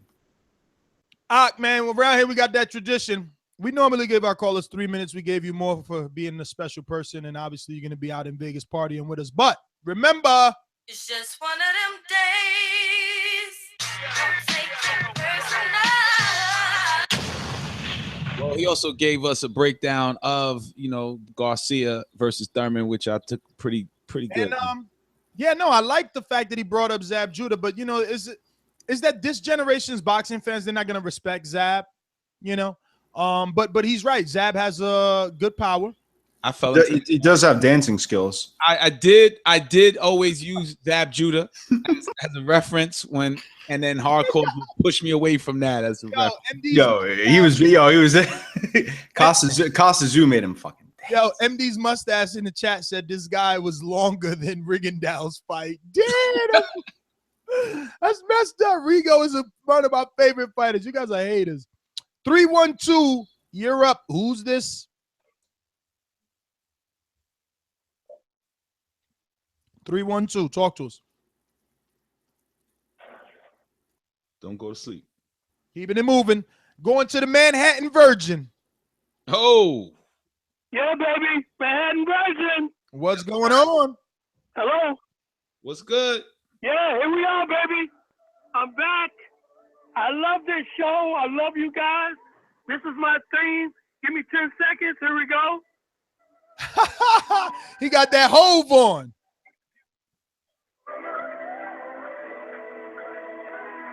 Okay, here we go, fellas. How you doing, man? We're good. Happy to have you. I love the enthusiasm. He brought his own intro with him. Just for that. Huh? Just for that, I'm gonna make that your intro. I got to keep on. I apologize for that. Don't worry. Just go ahead with your call. Okay, yeah. Listen, if you don't mind, I'd like your permission to do like a 2-minute and 30-second old school drive-by about boxing if I can, with your permission. Go. Clock is on. Yeah, okay. Okay, here we go. Well, here we go, ladies and gentlemen, Madison Square Garden. Here we go. Down in the corner, we have Hillary Clinton. She's wearing pantsuit back and neck, and she's got rabbit ears. We got Donald Trump with his braids on. And here we are. We got NWA, niggas with attitude, singing the national anthem. It was wonderful. The crowd loved it. And here we go. The first round. Here we go. Hillary comes over. She's got that California left jab. California left jab. There it is, just that Trump. Trump comes back with a, oh my God, he just hit her with an Alabama right hook. An Alabama right hook. Hillary's coming back with that jab. Oh no, Hillary. Washington, D.C., headbutt. They stopped the fight. No, they're not going to stop the fight. They're going to let it keep going. Okay, here comes Trump. Trump with that jab. He's got that Ohio jab. He's got the Ohio jab. He's got the Iowa. Oh no, over the top. Hillary just hit. She just hit Trump with a New Jersey low blow. He's down. 2, 3. Trump is up. Okay, here we go. Here it is. All right now. Trump has hit the jab. Oh no. I can't believe it. Trump just hit Hillary with an over the top Wisconsin right hook and a Mississippi jab and a Georgia right hand and a Florida. The referee Hillary's waiting. She's down. No, she's wobbling. Oh, she just hit him again with another New Jersey blow, and the referee is gonna let the fight go on. Oh my God! It's a stupid towel. What is it? Oh, I'm sorry. I'm sorry, Manhattan Virgin. Listen, She's bleeding. She's bleeding everywhere. Like as Trump, famously said, right? I was waiting for Florida punch, man. Damn. No, listen. I was holding on as long as possible because I wanted to respect my elders, and the problem is the streets are responding. There's no problem. You don't have to justify yourself. Did you give him his 230? I did give him 230. Okay. I did. It was sounding. It was interesting. It sounded like old time radio. Creative, Manhattan Virgin. He put effort. He put effort into that. That's what matters, I guess, right? He needs a better microphone. He has to try it on Skype, maybe. Christian Fernandez talk. He also needs to get that voice deeper somehow. I don't know. Maybe she's down. I think he should lose his virginity. Like that would maybe help, right? Yeah, right. He is the Manhattan Virgin. Christian, what's going on, brother? You at work or what?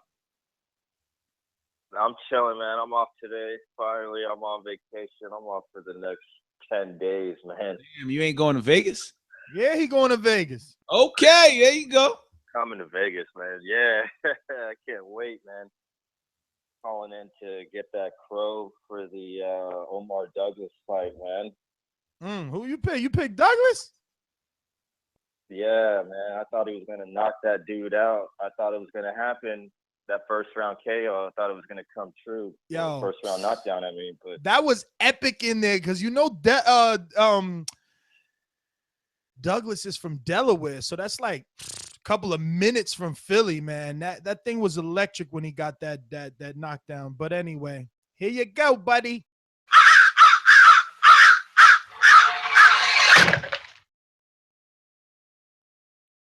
Can't wait to party with you guys. Early pick for Thurman, DSG is I'm going with Thurman all the way. I don't have to think about it. It's gonna be a great night for boxing when those two tango. Can't wait to see you guys in Vegas. I'm out. All right, Christian, thanks for calling. Yo, Ness, let me ask you a quick question. Yeah. You know, like, I guess when I forgot his name, the guy from the radio show called in or whatever, when he says that fighters want to go rounds in a professional fight, do you agree with that, or do you feel where I'm coming from, where the least amount of rounds you have to go and make your check, get your pay, No, MD. You can't even begin to feel that way. You have to continue to feel the way that he feels, because that's how Golovkin feels. Remember, Golovkin carries his opponents too. Golovkin goes round to give drama show. Yeah, but like, you see, there's a difference between him doing it, right, and other people fighting it. He literally is like, Ness, if you thought Danny Garcia was entertaining last night, I don't know what the fuck he was picking his shots nicely. He was systematically beating down his opponent, but he was not doing like what Roy Jones Jr. would do, or even what Golovkin does when he's in control of opponent, which is, land a wide variety of exciting shots and entertain the fans. And Danny Garcia is not flashy enough to do that. So I see a difference, in my opinion, but I see your argument. I have no argument, my friend. I have none. Monster Piece. We have no Steven tonight, but I think this is Monster Piece. I'm a motherfucking monster. Yo, Ness, I don't mean to disappoint, but it ain't monster. Hello. Hi, guys. Good evening. Good evening, Monster Piece. Good evening. Ness, am I eating crow tonight? I don't know. Who'd you pick? I picked JoJo Dan. Damn. Hell yeah. JoJo Dan. Like, when you saw them in the ring together, were you like, what the fuck? Should I even like fucked around and pick that guy? When you saw a 25-pound difference between the two guys? I honestly didn't see the fight. That's why I'm calling and asking, hey, am I eating crow tonight? I didn't see the fight. It was back and forth, but I didn't get to see that one. But I did get to see the Fortuna fight, obviously. Hello. I'm Dominican. Thank you. It was really good. The first round had me a little shook. I thought the guy was I thought it was over. It was like, oh, no. But then he bounced right back up, and it was a good fight. It was pretty entertaining for the most part. And he definitely came back and he delivered a win. So I'm excited. That was a good fight. The Luis Ortiz fight, I was a little surprised it went to a unanimous decision. I really thought it was gonna be like a knockout, or it was gonna end in a knockout. But yeah, I mean, we had good fights last night. It wasn't anything exciting. I personally was watching a lot of UFC, so I didn't really get into a lot of the boxing. But for what I did see this morning, I mean, it was really good. I mean, it was whatever. PSG was probably the biggest headline of this week, and that's what people really wanted to see. We got what we wanted, a knockout, and yeah, that's pretty much to say about DSG. I mean, not even really though. Stoppage. No, yeah, exactly. Wasn't a knockout. Exactly, it wasn't stoppage. It wasn't a knockout. Yeah. Did you even see how it ended? Like, that's what I'm saying. Like, if you fight a guy that's so overmatched, like, knock him the fuck out. Like, ice him. Because he's only there for a highlight reel. Wait a minute. So how could you say that for that fight, but not for Luis Ortiz, though? He was there. Yeah, and he looked like shit too. I'm agreeing. But then again, the level between Ortiz's opponent and Garcia's opponent is even drastically different. But okay, so then that's why Garcia got the knockout. I mean, the divisions are different too. I mean, that's a welterweight division. And this is a heavyweight. But Monster Piece, the heavyweight division is the one. The heavyweight division is the one that's supposed to produce knockouts. Yeah. Exactly. No, you're right. You're absolutely right. I think that's the point that I'm trying to make. But regardless of the case, I think that it's crucial to see that this is not acceptable no matter what division. It really isn't. Boxing should be fighting the best all times. You either got it to get a title shot, or you don't got it, and the next person gets it. It should be a sport, and normally it doesn't always function as one. I'm looking forward to good fights, and I'm gonna stick to looking forward to good fights. When they're crappy fights like this, I'm not gonna go into details into what should have happened or what shouldn't. Cut it. Hey, do not cut. What do you mean, do not cut you? Monster, you didn't even watch the fights, self-admittedly. I know. She's, and you got over 3 minutes. What do you like, I mean, to be honest, like, you can't, like, for all you know, like, Monster, that the fight could have been fight of the year since you didn't watch it, so. Did we get the Donald from Richmond? Donald. Did we get you? Nope. What's up, y'all? What's up? I see you was there at that. I see you was there at the fight. I was watching it. I got to give Danny his credit. I mean, he did good. I don't believe that bullshit about putting in rounds because, like you guys were saying, I mean, when Golovkin gets in the ring, like what he was in with Willie Monroe, and he's like throwing punches at Willie Monroe, and then he stops and he goes, "Okay, come on, throw some punches." I mean, Danny wasn't clearly doing that, so it wasn't like he was getting in rounds. I mean, he had a little bit of trouble. He doesn't have the skill. I can't complain because he got the 7th round knockout. Errol Spence knocked him out in 4. I mean, Danny Garcia is in a fucking lion, fucking chasing the deer down to eat it like Errol Spence is. So I wouldn't expect him to do it in 4. I said if he did it in 6, it was legitimate. 7 is fine. I think that the fight with Keith Thurman, it will be a competitive fight. I mean, I can even see a knockdown happening either from Thurman or Garcia because, that might be a good fight. But I still go with Thurman on that based on the fact that Danny is very slow-footed in the ring.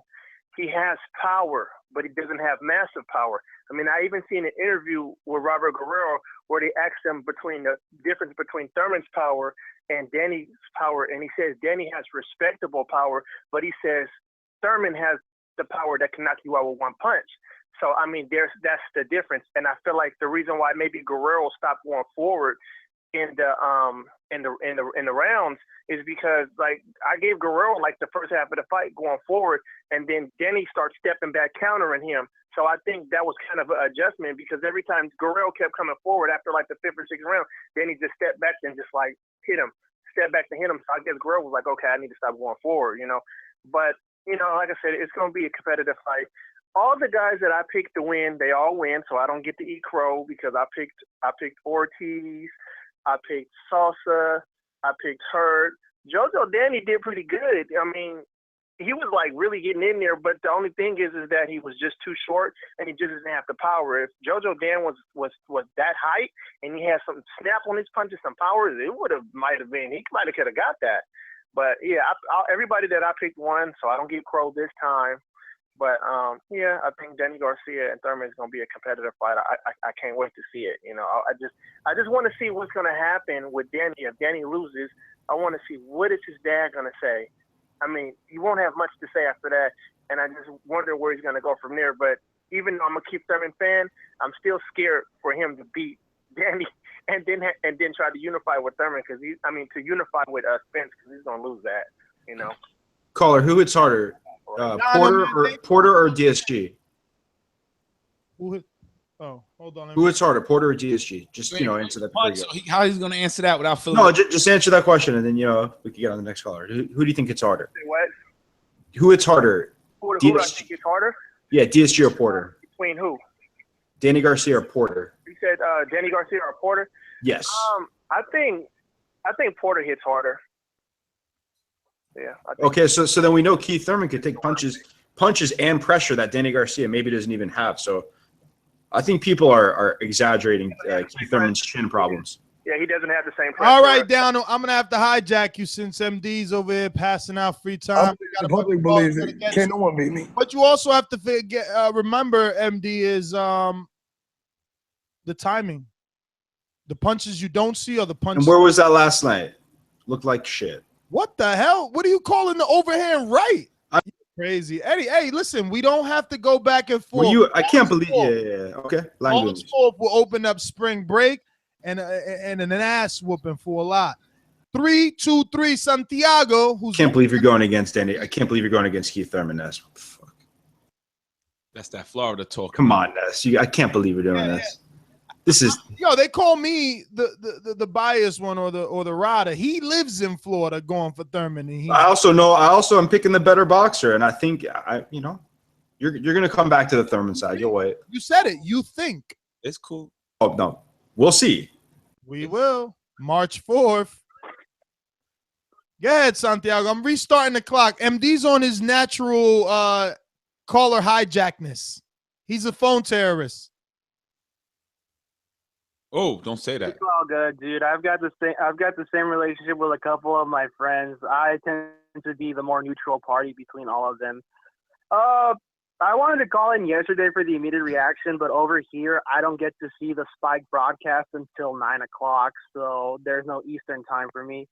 But I was surprised to see that Garcia ended up taking 7 rounds to knock him out. They definitely sold the fight well at the post-fight interview, especially Garcia. For a long time, it used to be Angel who would do all the talking for his son. So it does seem like Thurman is the opponent to bring that out of Garcia. So it should be a good promotional, hype that can be done for the fight.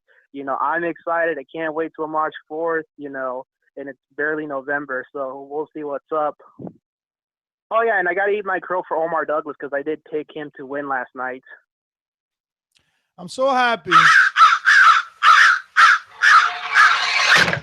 to see that I'm going to meet a guy in Santiago that's honest enough to ask for his crow. Santiago, can't wait to see you, bro. I land Wednesday, man. We can hook up sooner if you want. Thank you for calling in.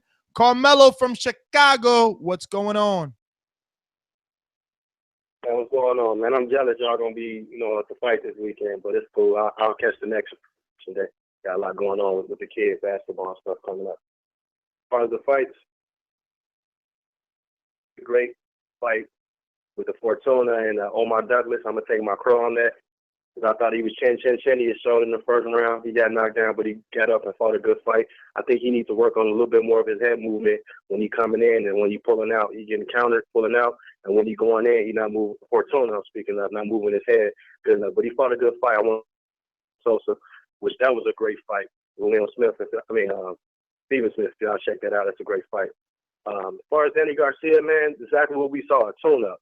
I saw that he was a little bit flat-footed. He was kind of picking his shots. I didn't expect him to blow him out the water, though. I didn't expect him just to KO this dude and knock him out cold. I figured he had some ring rust. That's why he took a tune-up fight to be ready for Keith Thurman. And it just shows, I don't know why y'all crying over spilled milk. Why y'all continue to cry about, oh, he this and he that. Look, man, he been the underdog in the majority of the fights that he was supposed to lose. The man that came up, made himself 2 fights. And he still can't get no love. 2 fights. Let's not exaggerate. No love. 2 fights. And I understand MD saying on the whole thing, she could have beat him at 4-1, but even with Triple G's your favorite fighter, you always throwing Triple G out there. Obviously, you got Triple G pillowcase and Triple G bedspread. Yeah, but do you watch the fights? He entertains. Danny Garcia. What I'm calling MD. He not pitting. It's entertaining. Get me wrong. For a tune-up fight, if you cannot compare a Triple G who's been fighting at a consistent rate to somebody who's looking for a tune-up fight. He don't need no tune-up fights because he's an active boxer. It's its own fault. Whose fault is it that Danny Garcia needs a tune-up fight? But I think if you are for a long time, and the agreement is I'm going to take the big fight, but I need a tune-up fight. It's nothing you can expect but a tune-up. You know what it really is, and I hate to be negative about it. It's not ring rust. It is a financial cushion between you potentially getting your ass whooped in the next fight. That's what it is. And I don't want to be negative about it, but that's what it is. It's not ring rust. I think is an over-exaggerated term. Yeah, sometimes you get all over Jack. It's just we know Triple G your favorite fighter. You throw him out there like he just KO'ing people. He is. He's been stopping people, but even in the fights, he's supposed to KO people. He just stops guys. He's knocking nobody out cold. But he's entertaining, man. You know he's entertaining. Like, I don't want to make it seem like I'm a fanboy, but like, what? Cut it, cut it. 3-1-2. 3-1-2, you're up. Who's this?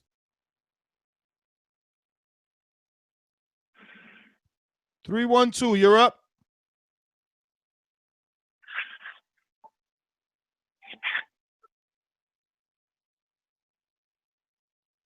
James, all around strong. What's going on, James? James.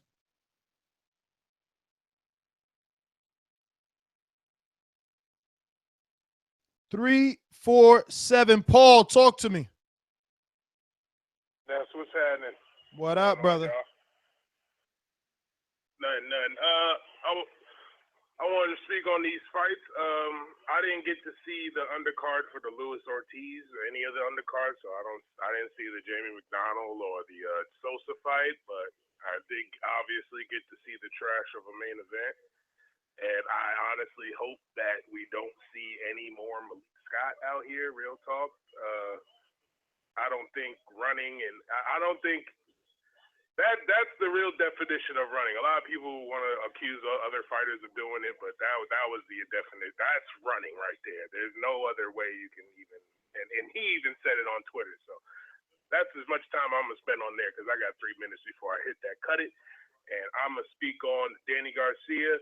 My last call I had on this show, I was shitting on Danny, and I have to respectfully eat my crow and take it back because he is accepting the fight with Keith Thurman, and it is signed and sealed. So that was the only difference between him and the Kovalevs in the Wars was the signed fight.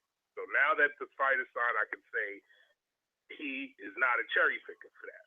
So last night, I don't know what MD was talking about with, people not getting rounds and all that, and they don't want to get rounds. I believe that a lot of fighters do that on purpose, including his fanboy, Triple G, including Kovalev. Ward did it. Plenty of fighters do it. We can have a whole list here, but it does happen in boxing, and that's just how people get down. Garcia did great work. He just doesn't. He really never works off a jab, and that's why I think Keith Thurman is going to beat him. He doesn't work off a jab. He's a hooker. Oh, he loves the hook, and he's going to throw 100 hooks to your 2, and his hooks is going to look good and probably get there faster because he has great timing. But he doesn't do it. He doesn't use a jab at all, and that's going to be his downfall. And the fight of the night, Omar Douglas versus Fortuna. I should eat crow. I didn't call in, but I did pick Omar Douglas. But it was a great fight nonetheless. He did lose, unfortunately, but he made a great showing of himself. I think he'll be back. He's going to give, people in that division a lot of trouble because he can take a punch and he knows how to crack. And I think he does his best work on the inside, and I think that's what he ran away from last night, unfortunately. He was trying to, like you said, Ness, he was trying to load up, but after he got that knockdown. But I think he's a better inside fighter than he is an outside fighter. He's definitely not better than Fortuna on the outside. So that was his downfall. And Jarrett Hurd looked like a giant last night, but I like his style. I like how much he's a counterpuncher. Unfortunately, that may be his downfall because he's too much of a counterpuncher. He's letting JoJo Dan do too much. He's letting him get inside and throw. Obviously, the punches wasn't hurting him, and I think that's why he was letting him get off. But he needs to work off and be a lead instead of just always countering. And I think he's been given a few guys, the Galarza's and the Molinas. He's been giving guys that he can counter on, you know what I mean? So that's going to be my call before I get that cut it. I'm going to holler at y'all. Subscribe on Patreon. Hit that like button. Thumbs up. Do everything. TBV all day. Paul, as always, man, thank you for calling in. Let's get back to James. Talk to us. What up, Ness? TBV. What up? What up? Yeah, man. I ain't get to put my little predictions in when I called last time, but I got an epic breakdown. I'm not gonna get into it tonight because of call, but just remember I said it first. I know we already got that Andre Ward Kovalev fever coming up this weekend, but I got an epic breakdown for the Garcia. I'm gonna break that joint down like Bernard Hopkins be breaking down interviews. I'm trying to tell you, I got an epic breakdown for that fight, but I'm gonna say that for another date. Shout out to Jarrett Hurd. Good win, good fight card. Shout out to the DMV and hey, man, I want y'all to have a good time at the TBV event. I can't make it through the business reasons, but, you know, everybody have safe trips, travels, enjoy yourself. But I'm proposing that y'all bring it to D.C. If y'all come back to the East Coast, think about bringing the next event to D.C., man. One love. I'm out. All right, James. Hey, man, if we get enough ballots in the vote, we'll do it. We got Class and Bound. Hello. What's going on, guys? Sorry. Okay, never mind. All right, cool. So, hey, what's up, guys? I'm having a great Sunday. My Cowboys got a W. Pretty excited. So, let's talk about the two big fights. And I actually have a few things to say.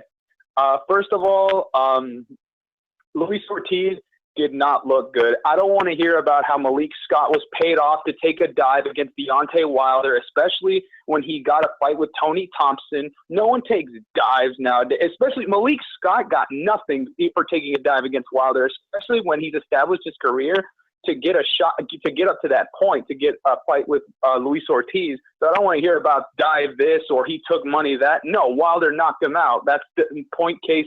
Until you have evidence, that until someone comes out and says that happened, it didn't happen. So you need to keep it shut. Luis Ortiz, he didn't look good. I'm just going to say that. It's just one fight, so I'm sure he'll rebound, but he didn't look good. So let's not pretend that, you know, one person did their job and two people didn't do their job. Danny Garcia did exactly what we all thought he was going to do. MD, you need to take the toxic out of your system, get rid of it, and be like practical. Like Danny Garcia can do nothing good for you. Like if he were to do everything right for you, you'd still find something to criticize him about. He's fighting Keith Thurman. He just got done with he's done with a fight. Like he's a respectable champion. There's a Can you tell me another fighter in that division that's had a fight like that on fucking TV?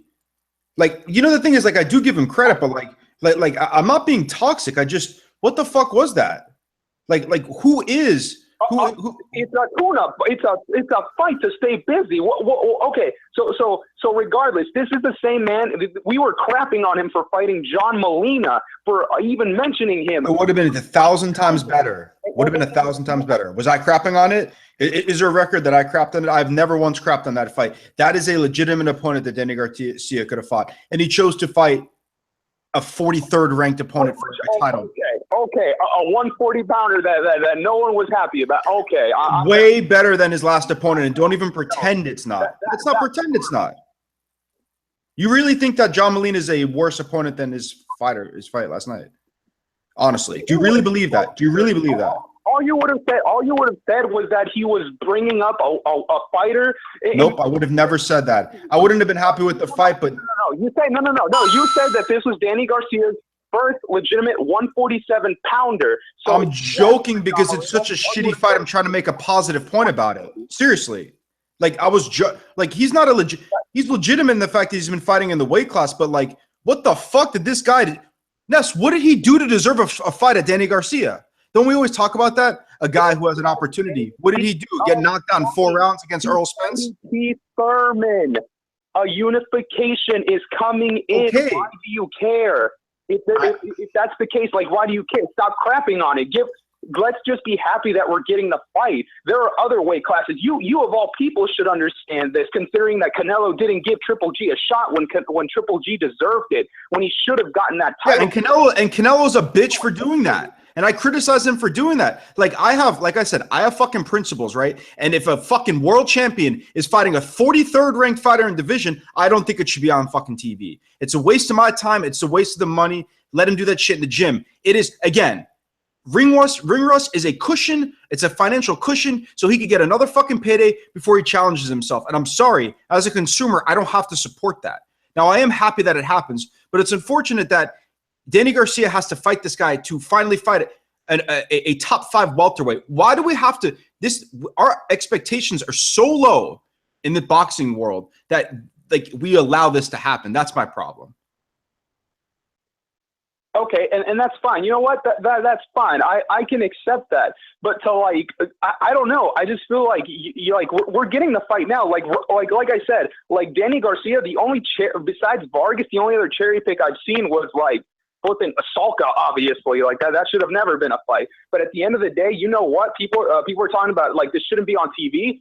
I've met some casual friends of mine who actually saw the fight and were thoroughly entertained. So I don't know what the big deal is. Like case studies don't represent.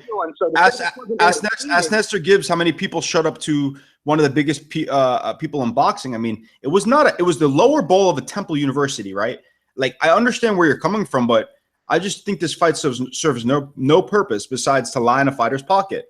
And I just don't like that shit, right? Well, Thurman had the lower bowl in Florida with a bigger name than Samuel Vargas. Yeah, and I'm not arguing this. Obviously, Danny Garcia is a bigger fighter as far as popularity than Keith Thurman. Nobody's arguing that.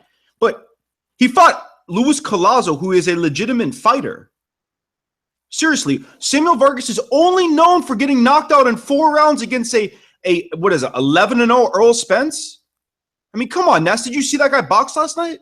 Hey, he shouldn't have been in the ring with Danny Garcia, period. That fight shouldn't have been sanctioned. Class and Bound was debating you. Why you keep saying Ness? You got like nightmares about me. Hit that thumbs up button if you enjoyed the debate between caller and host. I gotta attack Ness, and I gotta. Yeah, I know. That's the thing. No one could talk about Danny without talking to Ness. Like, I ain't got shit to do with it. He's talking to you. You want to bring Ness in it. But anyway, let's get to Adam TBV, another guy who was also at the fight. And he got to do a lot of good work. He was in the locker room before Danny got to come out. He got to interview Allen Iverson. I mean, he was just about everywhere, this guy. Adam, what did you think of last night's fights, my friend? Yo, besides last night's fights, just real quick. Wait, was somebody asking before who's a bigger puncher, Danny Garcia or Sean Porter? Did somebody say that? Did somebody say Sean Porter was a better puncher than Danny? MD was actually. I didn't say he was better, but there's nothing that shows me that Danny Garcia hits significantly harder or even harder than Sean Porter. Except that Danny Garcia got a higher knockout percentage than Sean Porter. At 140. At 140. Another question. Who got more? Well, you can go check right now, but who got more KOs in championship At 140. Danny At 140. Garcia or knockouts? At 140. Your fights. Danny Garcia or Sean Porter? It doesn't matter. It's at 140. It's at a smaller weight class. Did you see the reaction to Paulie Malignaggi versus Sean Porter, and then what Danny Garcia did after? Right. I mean, I still ask the question: who got more KOs in championship fights? You're Danny talking Garcia at 140, right? Talking about somebody that went up 14 pounds or somebody that went up 21 pounds, or you ain't talking about somebody that fought at the same weight his whole life and he naturally went up to 147, right? Because if you look at the numbers, right? If you look at it quantitatively, Danny Garcia is a better puncher than Sean Porter. But if you actually watch the fights, you see that. Go ahead. What happened? Excuse me? I'm saying if you see his fights at 147, what kind of power has he brought to 147? The question was who was a better knockout puncher, and Danny Garcia. No, I said who hits harder. I said who hits harder. Who hits harder? Like obviously Danny Garcia in his respect. I would think the guy who's got a higher knockout percentage against smaller fighters again. Welterweight, he was fighting other junior welterweights, right? So that's an even playing field. Correct, and then he's moving up to a larger weight class with larger dudes, and he hasn't shown to have power at 147 for you to really assume that he hits much harder than Sean Porter. And Sean Porter's, so okay. So let me ask you this then. When you talk about Danny Garcia, name one time you ever seen Danny Garcia compromise his style in the ring, because you think Danny Garcia is going to run around and chase after Keith Thurman, be wild, and get out of his game. Because last time I checked, Sean Porter chased Keith Thurman all around the ring. Keith Thurman at the end of the fight had ring rope burns across his back because Sean Porter got him out of his game. You don't think Danny, who I don't think I've ever seen in a fight somebody take him out of his game, you think Keith Thurman can take Danny out of his game? You you think Danny Garcia could apply the same kind of pressure that a much more, a much larger, I guess the way that Sean Porter fight, they're entirely different fighters. So yes, I understand. Obviously, Sean Porter at times gave Keith Thurman problems, but they bring entirely different boxing styles. And considering Danny Garcia is not a pressure fighter, I don't see him being able to do even. I don't even see him being nearly as successful as Sean Porter. Danny Garcia fights the way that Danny Garcia wants to fight, and that's a very disciplined style, and that's a style that in his career has never lost one fight. Yeah, but like you can't say that he hasn't had problems. Again, I mean, the Herrera fight was, and Porter didn't give Thurman problems. Porter is. Don't be disrespectful to Sean Porter if you're going to compare him to Mauricio Herrera. Let's be honest here about that. Sean Porter is a good fucking fighter. So just because he fought Keith Thurman. But he don't knock out more people than Danny Garcia does. Again. Cut it. I don't. You have to accept the fact that someone's coming up to a weight class and hasn't shown any power at that weight class. When Amir Khan has started his career. Knockouts at welterweight. He has 2. Mm-hmm. Great opponents. Great opponents. Shiloh, you're live. Shiloh, talk to us. Yo, what's up, TBV? What's up? First of all, yo, MD, why you hating on Garcia's fight, man? You know, I'm hating on the boxing community for accepting mismatches so blindly. He had 2 fights. He had the Thurman fight already booked, so he had 2 fights booked already.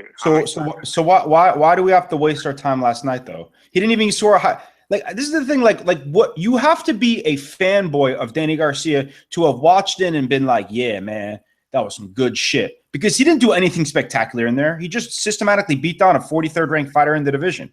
Cool. I'm impressed. It's fucking bullying. I agree. The fight shouldn't have been sanctioned. People give like fighters like Kovalev shit for fighting Isaac Chalemba or Muhammadi, right? People give shit for Gennady Golovkin fighting people like Dominic Wade. Can you imagine if Golovkin fought somebody, I don't know, ranked 30, let alone 43 or whatever the fuck this guy was? I mean, think of the hypocrisy these guys are. You gotta give him props for already having the Thurman fight already scheduled, though. That's big. Yes, of course. Right. I give him balls for that, but it doesn't make an excuse for what went on Saturday night. Right. I agree. He should have knocked him out earlier. Errol Spence got him out earlier too. He does look a little bit flat-footed. And you know what I was wondering? Do you think the 6 toes on his foot has something to do with him being flat-footed? Not really. Do you think that makes him stand still more? It seems like he tries to keep his balance more with that foot. No, I really don't. Before. I mean, yeah. No? I would have to look at. I mean, if he has extraordinarily large feet, I guess it could impede his flight of foot, but I don't think so. I just don't think he's that quick. Like he has good power and good technical skills, but I just don't think he doesn't have that much. He's not very slick, and he gets hit a lot. Tools in his bag. Yeah, and like the guy was saying, he fights his own way because he only has one way to fight, which is why he couldn't switch up against people like Herrera, who was giving him issues that he should have looked good against, right? So that's not necessarily a good thing to only fight your way. Yeah, he relies way too much on throwing the hook and hope it lands. He always does that. That's like his main tool. And Thurman knows that, and Thurman has way better ring generalship. He has a way better ring IQ. I love Danny Garcia, but I think Thurman's going to beat him in unanimous decision. And that's going to be the third daddy's boy he got in a row. And then Thurman's going to be king of the division pretty soon. Shiloh. Garcia's come a long way, but Thurman's got it. Shiloh, thank you for calling in right at the 3-minute mark, brother. We're going to go to Randy from Tampa. March can't come soon enough. Give me a second. About that real quick. Clock's ticking, my friend. MD, everybody got something to say to MD. We hear you loud and clear, brother. Yo, that dude that MD was arguing with, that was a little Danny bitch Swift Garcia dick rider, bro, MD, you was straight up right about everything you said. I feel like a lot of boxing fans are accepting this fight blindly when, like, Danny's been giving us a lot of shit fights, I think, maybe the last 2 years, in my opinion. Yeah, like I don't mean to be so cynical, but why are we so excited about? I'm really happy this fight is happening, but this is what we should get as boxing fans: 2 top 5 welterweights fighting each other. That's all it is. This is not the best. This is not the guy who's dominating a weight division and dominating another weight division and fighting each other. We're seeing 2 top 5 welterweights fight. Let's not fucking cum our pants for that. It's a reasonable good fight. A unification. So cool. But they're 2 top 5 welterweights fighting. Gennady Golovkin got one. It was on fucking pay-per-view, and you was coming in your pants. No, I was not. The whack-ass Lemieux, who doesn't even hold the fucking candle to Keith Thurman. Yo, okay, both of these fighters are undefeated. Unlike fucking Lemieux, that all he did was get bashed around by Rubio. But when it's your fighter, it's okay to fucking whip out the pom-poms and act like fucking Triple G is doing the best thing. Since I never was overly excited about that type of fight because we understand what it takes. There's a difference here, but I don't need to go into it. But the difference is that Keith Thurman is salivating at the fucking the stake that Danny Garcia is, which is the worst champion at the welterweight division with a big name. He's gonna get his ass whooped. Listen to me, MD, and hear me closely. Okay, let me put my face on here so all you weirdos fucking look at me and listen close. So the fuck was Eric Morales when Danny had the belt and Eric was the name for HBO? An old guy moving on. This is what you do for everyone's call. You hijack. Fall back. You said what you needed to say. Eric Morales was the HBO fighter at the time. Danny was the underdog with the title. The same way Jesse Vargas was from fucking Manny Pacquiao. And Danny beat Eric Morales. Okay? Then after that, Khan was salivating at the mouth like, oh, yeah, let me get a piece of this Danny Garcia. Danny Garcia, he's nobody. I can beat him. Danny Garcia, he's nobody. And he got knocked the fuck out. And then everybody was salivating with Matisse. And that happened. The eye. Oh, if he didn't have the eye, come on, my friend. Come on. The sad thing is that as much as you probably don't believe me, you can go back and look at the records. I've never picked against Danny Garcia in a fight. I've never picked against him in any fight. You are now. Of course I am, because Keith Thurman is light years above, better than any opponents he's ever faced. Light years above. And all I'm saying is everyone thought Khan was light years faster, right? He's a million times faster. Khan was beating him every round. Khan speed. Matisse's pressure. And power. Keith Thurman would fucking blast out Amir Khan into oblivion, and you know that, Ness. Don't fuck around here. Danny gave us the ammunition we need. You only got one good fight. And you know what Danny got that fucking Triple G doesn't better have? Than this whole. You know what Danny has that Triple G doesn't have? A daddy that speaks for him. Fights. A daddy that speaks for him. Unification fights. Legitimate people in the division. Because people aren't trying to duck him because he ain't that fucking good, okay? Beat legitimate people in the division. You right. They're not trying to duck him. And every time they get in the ring, think they could beat him, what happens? I mean, they get robbed like Herrera did, right? Patreon. Everybody hit thumbs up. And last week it was right? Everybody hit thumbs up and join Patreon so Nestor Gibbs and Boxing MD can review that fight, because I do agree with Nestor that it was a draw or Danny Garcia eked out a win versus Lamont Peterson. But everybody's saying that, and I don't remember as much as closely, but I remember that the Herrera fight might have been a loss. So we should see our opinions about that. Dude, fucking Herrera, and no disrespect to you, Herrera. He knows I love El Maestro, but Herrera's about to fight on Ring TV, dog. Exactly. And Oscar Valdez beat the fucking shit out of him. Oscar Valdez beat who? Herrera. Wasn't it? Oscar Valdez, 130-pounder, man. Wait, not Oscar. Wait. Who was the guy that beat the Herrera last fight? Hank Lundy, maybe? No. Fuck. He's a wild card gym fighter.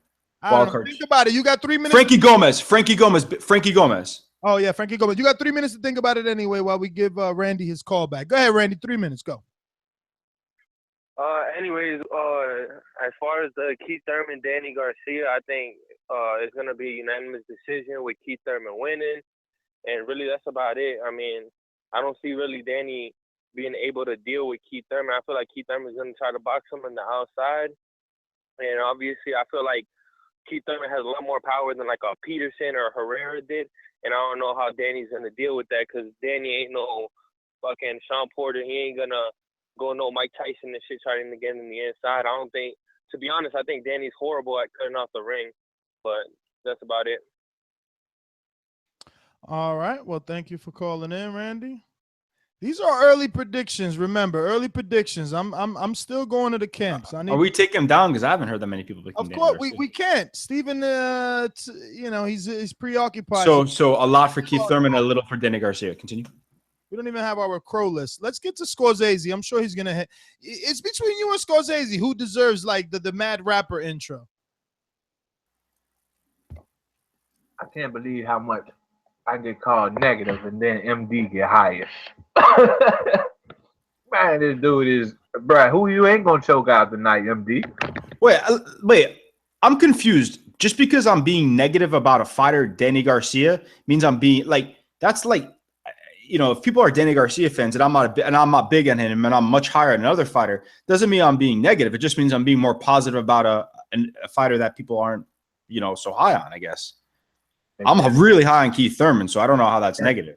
They're telling you to chill out because you got a big unification in March. You say everybody's supposed to unify, but as I look across the divisions, I don't see it happening. So I would be praising the people that's doing it instead of going at their neck. Fight was I said I'm happy that it's happening, but it doesn't mean that what happens before should just be taken, blindly because. I just don't see it. Like if boxing's gonna grow and expand as a sport, we cannot see what we saw last night. That's all I have to say about that. Yes. I got Christmas in November for you. That's that shit you was talking about. Omar Douglas gonna do the Fortuna. You only got 2 minutes, and officially I picked Fortuna. Remember? No, you had me going off pumping Fortuna. I don't. Yeah, but remember, it don't matter. Officially, I picked Fortuna. So what do it matter? So you want? So you gonna admit you wanted to hype me up, make me seem like the negative person? No. I just was not gonna overlook Omar Douglas, and obviously you overlooked it because where was Fortuna at? Oh, he was whooping his ass right before that. That's all that, we get up. Champions fuck. Shit. Monsterpiece, I'm so sorry. I'm gonna unmute you right now. I forgot. Yo, I'm running solo, Monsterpiece. What you want from me? Pimp's mess up, man. I know. He took one, got up, round 10 without knockdowns in a round. I would say if you take the round of the year and take the ones with knockdowns out, I would say that's about a round of the year type round 10. So he came back versus an undefeated punter prospect, back in the mix at 130. Jason Sosa got the victory. So do that shit again. Do that shit again on a Danny Garcia undercard. Danny Garcia, Keith Thurman undercard. Maybe that should be the fight they put on there. Jason Sosa, Puerto Rican too, right? Yeah, Jason Sosa, Puerto Rican. That's what I said. It would be good on that undercard. I'd be happy about that one. So yeah, Jarrett Hurd. He needed. The other caller said it. He did too much counterpunching last night. I thought his left hand was hurt, but every time he threw the jab, he hit him with it. Just didn't throw it to the 6th round. But 154 so deep, you can't even be like, damn, that's a future champion right there. And that shit crazy because that dude is good as hell and big as hell, but I don't think he gonna get no belt in that crazy division. So, just throwing that out there. That's the Lions then. That's Death Row, 154. And that's my call, man. MD, chill out, man. Chill pill, bro. MD goes at everybody. Damn, Monsterpiece hung out. She's mad. But Ness, I can tell you one thing, that Lou Erickson Lubin is a future champ at 154. I think he's a much better fighter than Jarrett Hurd, in my opinion. Well, I mean, listen, we got to stop this judging fighters off of one performance. I know I could take a piece of my own advice with the Luis Ortiz performance, but Luis Ortiz is different than prospects. All right? Prospects are learning things, and when a guy like Jarrett Hurd doesn't do certain things, it's understandable because he's 19-0. Luis Ortiz is a declarated amateur with an extensive amateur background, and as a professional has this aura of him as a knockout puncher and should be getting the job done. So the criticism of Luis Ortiz obviously should come, you know. Yeah. You could be disappointed in his performance without thinking that he's exposed. That's my whole point, because I was disappointed in his performance. Did not necessarily think he was exposed. I agree. I mean, look, I'm not saying he was exposed. I'm saying he didn't do what I wanted to see him do. I felt he was lazy, man. I felt like, you know, he could have tried to close the distance between he and Scott a lot easier. I agree. Quicker, more efficiently. Antonio from Albany, talk to me. Yo, what's good, man? Shout out to TVV. Shout out to Patreon. You know, good show tonight. You know, what I like about the Boxing Voice is, you know, this is the voice of the people.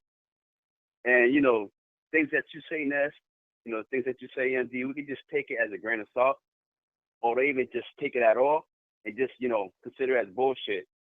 You know, I know MD next week in his pick at Kovalev, and he's going to be wrong about that one. And when Keith Thurman gets knocked out by Danny Garcia, he's also going to be wrong about that one. Man, great fucking night of boxing. Jason Sosa, Fortuna, Hurd. Yo, all the HIs won last night. They all look good. And I can't wait for March. Yo, let's make a bet right now. Danny Garcia, Keith Thurman. Let's make a bet.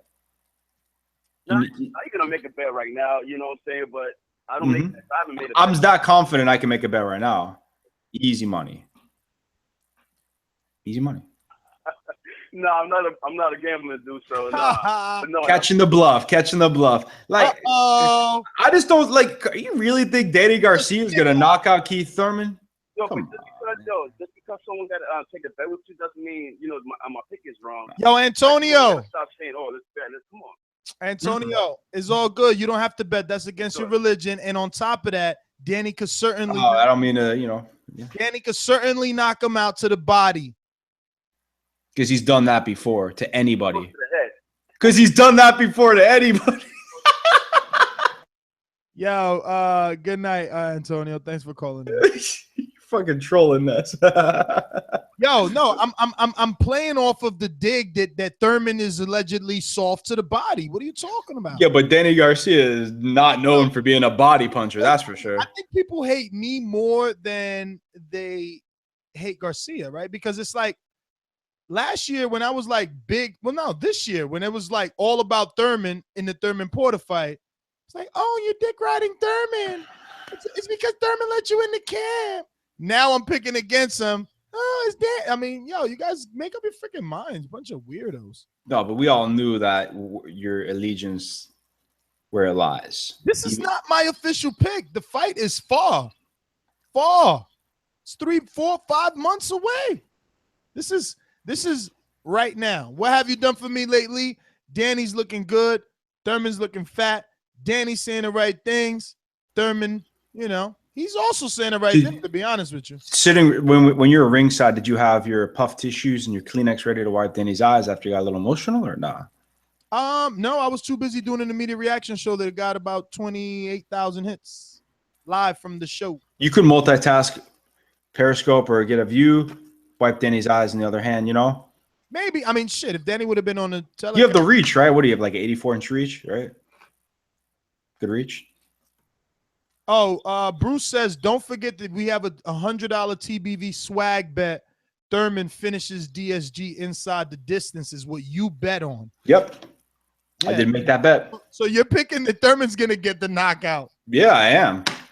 One time. Yo, Bruce is on you right away. He hit me up like, yo, remind MD. You better not duck me, son. You better not duck me, son. Yo, Thurman going to make a lot. Yeah, I can't wait until Andre Ward wins next week, too. That's another bet. That's another one of the, you know, half the fucking callers picked Douglas. So, you know, yeah, no, I wouldn't be so critical of MD right now. No. I got the Crobituary. It came in. Amin picked Douglas. Santiago picked Douglas. Taino picked Douglas. Masterpiece picked Jojo Dan. Carmelo picked Douglas. Is he still on the line? Did we feed him? And Josue from the Lower Oregon, he picked Vargas. He's crazy. Listen, let me get out to some alumni. One of my favorites. I told y'all a long time ago that Kirkland will go down 3 rounds. Strap me up. Next, I got milk, baby. Yeah. Good evening, fellas. Good evening.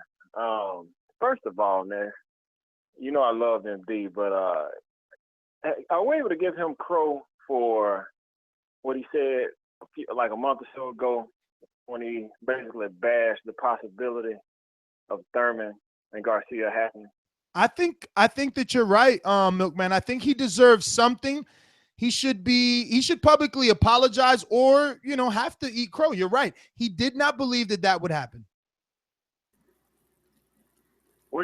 I'm sorry. I'm sorry that I didn't realize that. I'm sorry that I didn't realize that Al Heyman would have finally forced Danny Garcia to fight an opponent. So I didn't realize, the pressure Danny Garcia had to get in the ring with Keith Thurman. I guess I'll take that apology. Come on, man. Like, to be honest, of course, not, non-trolling. I'm very fucking happy that this fight's happening, right? I'm very happy.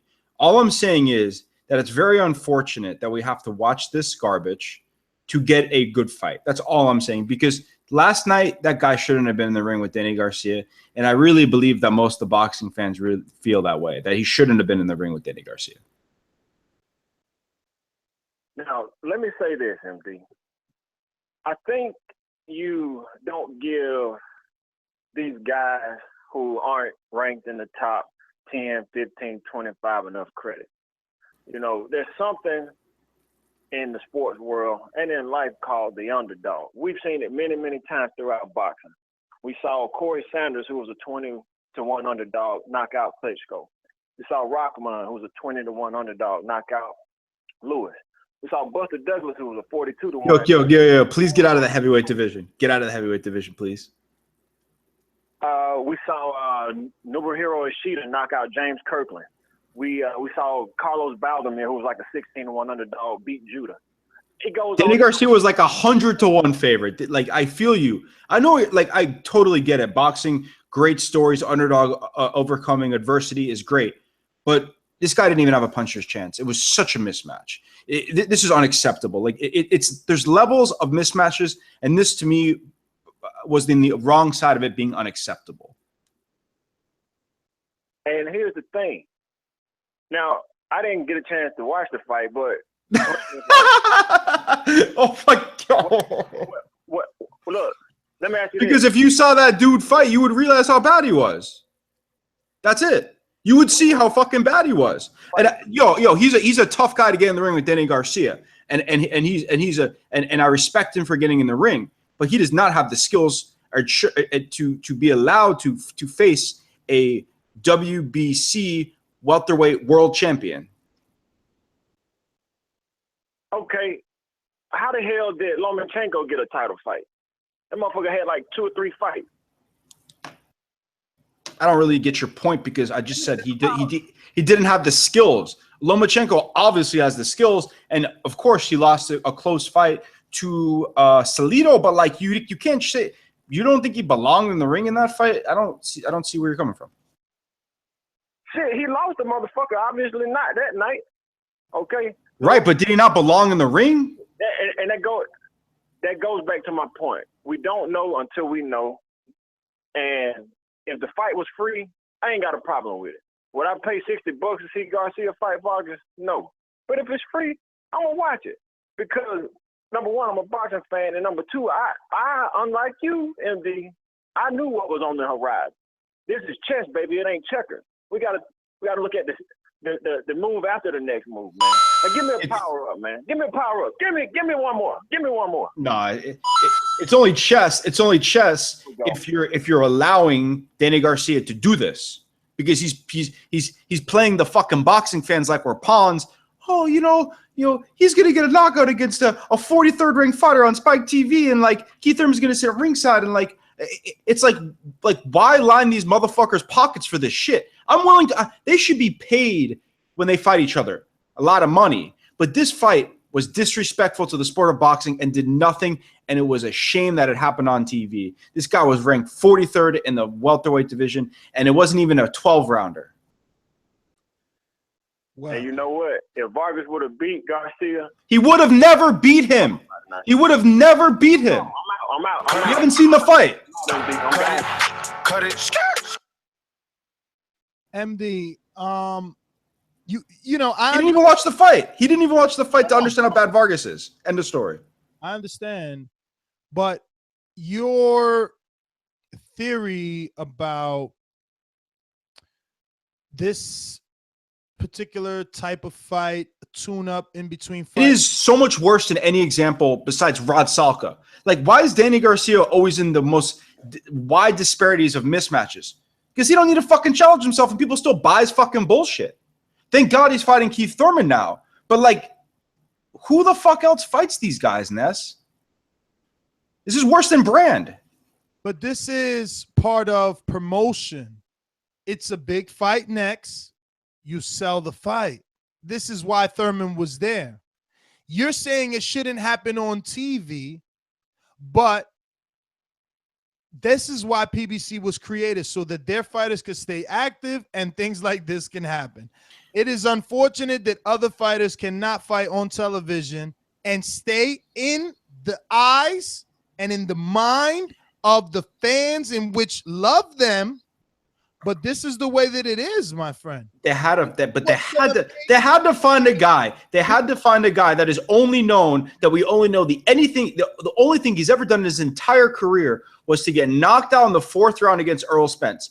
Besides that, he's an obscure name. I just don't really like, and I don't mean to be disrespectful to this guy, but when we talk Danny Garcia, we're talking about the WBC welterweight world championship. And to even be a tune-up fight, you have to earn that tune-up fight. And I don't know what the fuck Vargas did to earn it besides get in the ring with him. I don't like, what did he do to earn that tune-up even?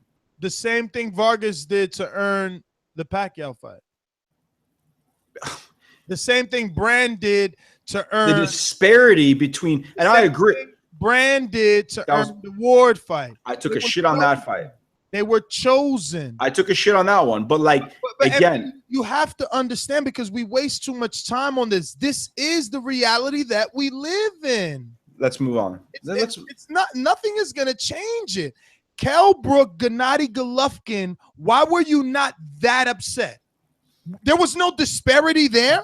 I mean, of course there was disparity. It was size there, but like, no. Outside of size, he broke the man's orbital bone. He didn't belong in the ring, but you didn't make this big of deal. You didn't make it seem like Golovkin could kill Brook, which he could have. You know, the funny thing is, because I know how good Golovkin is, I felt that way, right? But do you know what the Vegas odds were for that fight? Do you know what the Vegas odds? Tell me what the Vegas odds were for that fight. You express it for Garcia, but for Golovkin, you kept your mouth shut on that show. But let me ask you what the Vegas odds were for that fight, because I know what the Vegas odds were for that fight. They were 5-1 for Golovkin. He was a 5-1 favorite. What the fuck was Danny Garcia last night? 1,000-1, 100-1, 1,000,000-1. I mean, Kell Brook at least has skill at that was a mismatch. Becoming like an extension of this guy's personality to just mislead with numbers. What's numbers? But let's, whatever. 1,000-1, 1,000-1. Those numbers. Whatever. We're gonna get to some callers. We got, speaking of someone that needs to be served some crow. I mean, how you doing? Yeah, it was good. It's funny, yo. I was just saying that. I was just holding on just so I could take my crow for that Douglas pick. Well, here you go, my friend.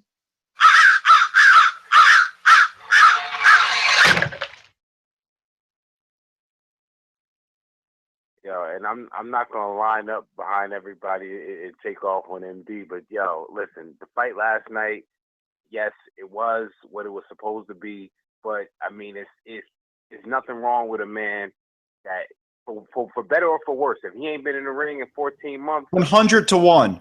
100 to 1 is the odds. 100 to 1. What the fuck is that? no, it don't. It don't matter. Why? Because he's getting paid and he's doing his thing. That's not any boxing, man. As a matter of fact, I don't think it's professional for him to jump into the ring after that much of a layoff.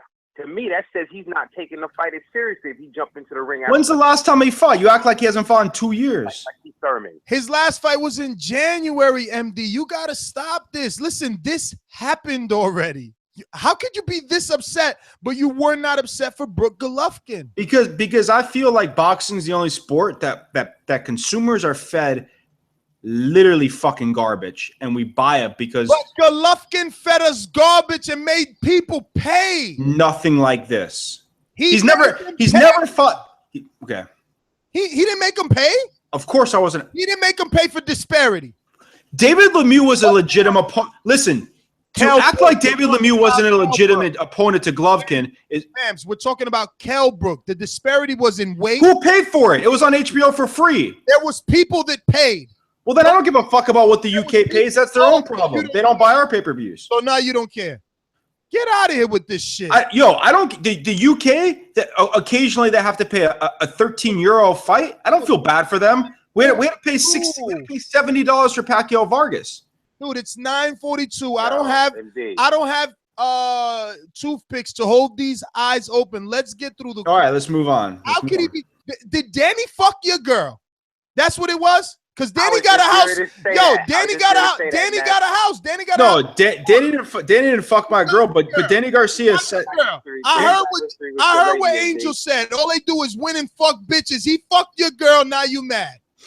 Because why are you so mad? Danny Garcia represents what's fucked the sport of boxing, but you don't see it though. You don't see it though. It's okay. It's okay. 3 hours. You're still saying that to every caller. And someone like Terrence Crawford represents something different. That's all I'm saying. Okay. Listen, if Danny fucked my girl, I'd be mad too. Danny, stay the fuck away from my girl. Okay? Go ahead. I mean, this guy's eating up calls left and right. Yo, don't you worry. Shout out to Angel. Shout out to Danny. Shout out to Indy's girl. I'm out. Boy, I'm happy I got a tough-skinned co-host. I'm telling you, because people ain't gonna understand. Yeah, because you went so like you're trying to go so below the belt. You're like, yo, you fucked your girl. I mean, come on, Ness. You see how ridiculous you sound? An ex-girl, not your current girl. Well, why would I care about my ex-girl? I don't own anybody. They could do whatever they want with their own lives. I'm an adult about that. So I'm not the one upset at. Actually, it would be a good story if I had an ex-girlfriend that fucked Danny Garcia. It would kind of be a good story. So I mean, I remember Paulie made that girl famous when Broner, the whole Broner Paulie thing. I'm much rather. Continue. Yeah, let's see. We got 214. You're up. 214. Oh shit, 214 is not your go. It's Ash Go on Skype. Ash, I'm so sorry. I'm gonna just be honest with you, Ash. I thought you were a prank caller. We've been getting so many prank callers on Skype. I was just like, you're a prank caller, but nah, man, can you hear me? I hear you loud and clear now. Listen, so you're a first time caller, right? Yeah, first time caller, brother. man. How long you been listening? Not too long actually, a couple months, and I've just been really looking for a show that would cover boxing. I thought this one was the best one for me at the minute. So I like the topics you guys are bringing up and stuff like that. I like the arguments back and forth between you guys. It's kind of cool, man. Thank you so much. So around here, we usually introduce people with this first time caller intro. Have you heard that before in the time you've been listening? Oh, unfortunately, I have. Yeah, I have. Right, perfect. So then you know what to do. We're going to go ahead and play this and you introduce I yourself. only heard it once. Huh? I've only heard it once. No problem. After you hear it, you go ahead and introduce yourself like you're walking out to the ring to knock out Gennady. Matter of fact, act like you're Kell Brook. Let me go for it. Let me just run with this. Go on. Ladies and gentlemen, making his professional debut. It's Ashley, all the way from London, England. I'm gonna go by my fight night name, Lights Out Lewis. All right. Lights Out Lewis. So talk to us, brother. What's on your mind? Yeah, I just wanted to talk about last night's fights. Really, I thought I think this guy's name's Nuhu Lawal. The guy fought with Martin Murray? Yes, I watched that fight. Yeah, I thought he was quite cool. He was quite tough, actually. Had a good chin. Firstly, I just want to say, obviously, I'm a first-time caller. I'm a casual fan, trying to turn kind of hardcore, semi-hardcore, whatever you want to call it. So I'm not too big on all the terminology, but he impressed me, actually, to come out of nowhere after 3 days' notice. He was in good condition as well, went the whole 12 rounds. I thought it was a really good fight, really entertaining fight. Also, I was pretty disappointed with Malik Scott, actually, because I've been watching him. I've watched a few of his fights, and I just thought there was a part in the fight where he decided to just stop throwing himself to the ground. He started to fight back a little bit more, and he's actually beating Ortiz to the punch a little bit. He had good movement as well, good footwork.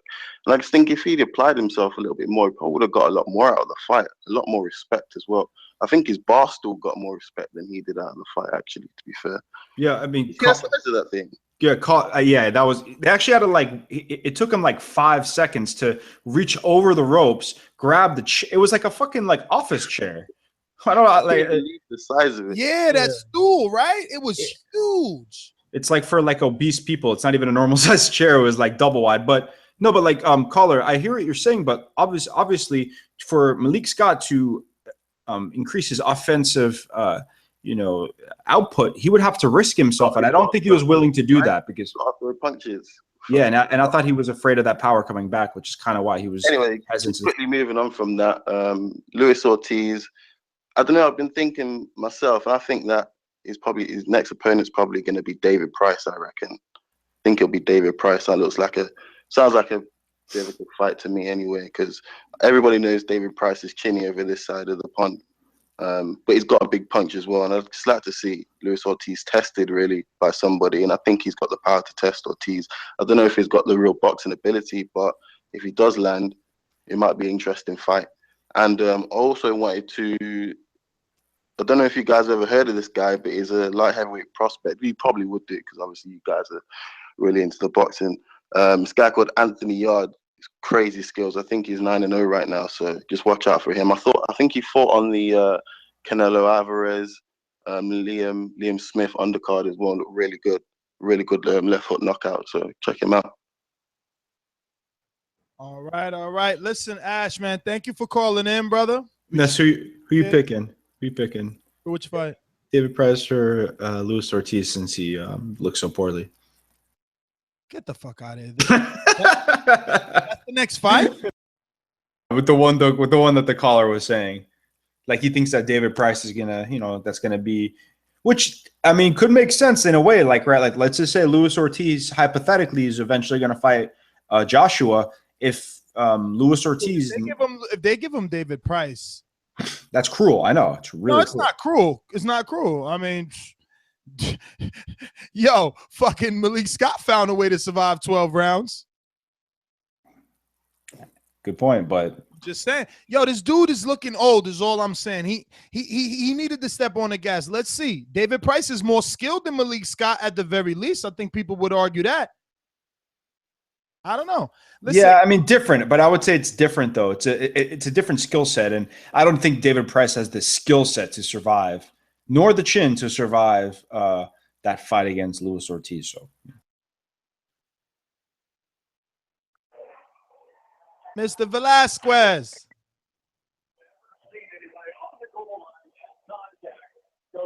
Mr. Velasquez, you there?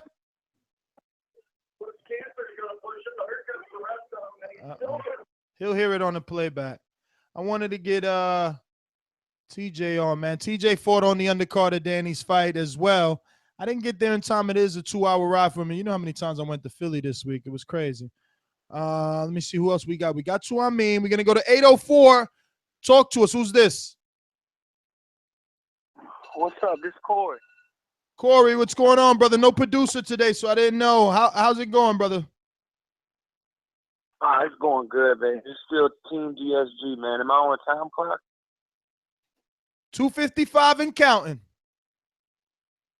Oh, fuck. All right, well, look, I want to get on Danny Garcia.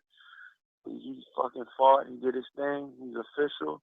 You know what I'm saying? I cannot wait for him to fight fucking Keith Thurman. He did his thing. I mean, after the fight was over, the fucking stare down was amazing. I can't wait for this fight to happen. It's finally here, y'all. Y'all excited or what? So then Angel Garcia just said some crazy shit to Terrence Crawford, and he just said this facts. You know, he got beat in the amateurs, and he said he sent his nappy ass home. And fucking Terrence Crawford came back with, you gotta leave the drugs alone and all that shit. I'm pretty sure I got to that already. But I want to talk about the Andy Ruiz versus Joseph Parker fight coming up on December 11th. And that's going to be for the, I think it's the WBO heavyweight champion of the world. And I told y'all a couple shows ago, y'all have to watch out for David Haye. He's the mandatory for the very next shot. Whoever wins that title has to fight. It's mandatory, it's mandated that he has to fight David Haye. And I think that's a winnable fight for David Haye. What do y'all think about that? Y'all think David Haye gonna win that fight? Well, I'm surprised Shannon Briggs got that shot versus Brown than not David Haye, right? If they're looking for a name, I would assume that David Haye is a little right. What?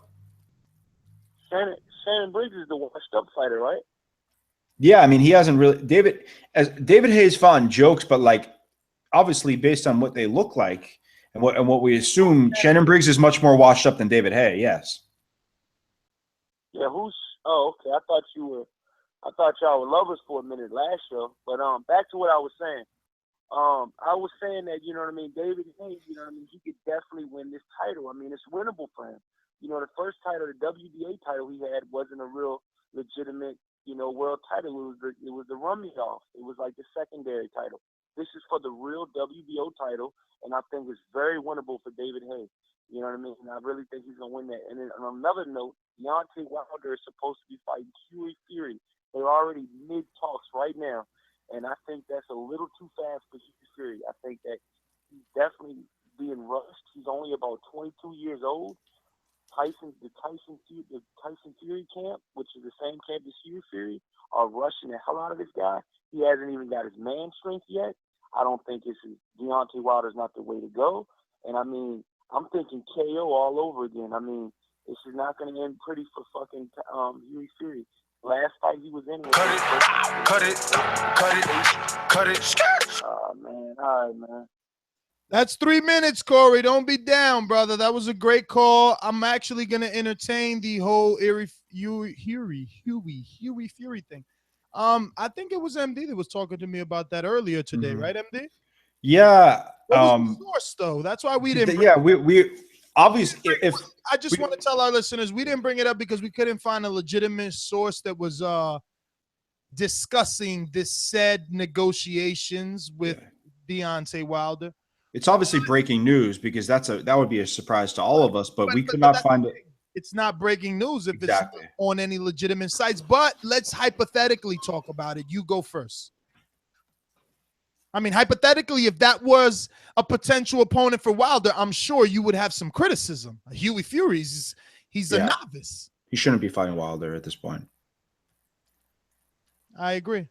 The only reason I like the Huey Fury fight would be so that Wilder could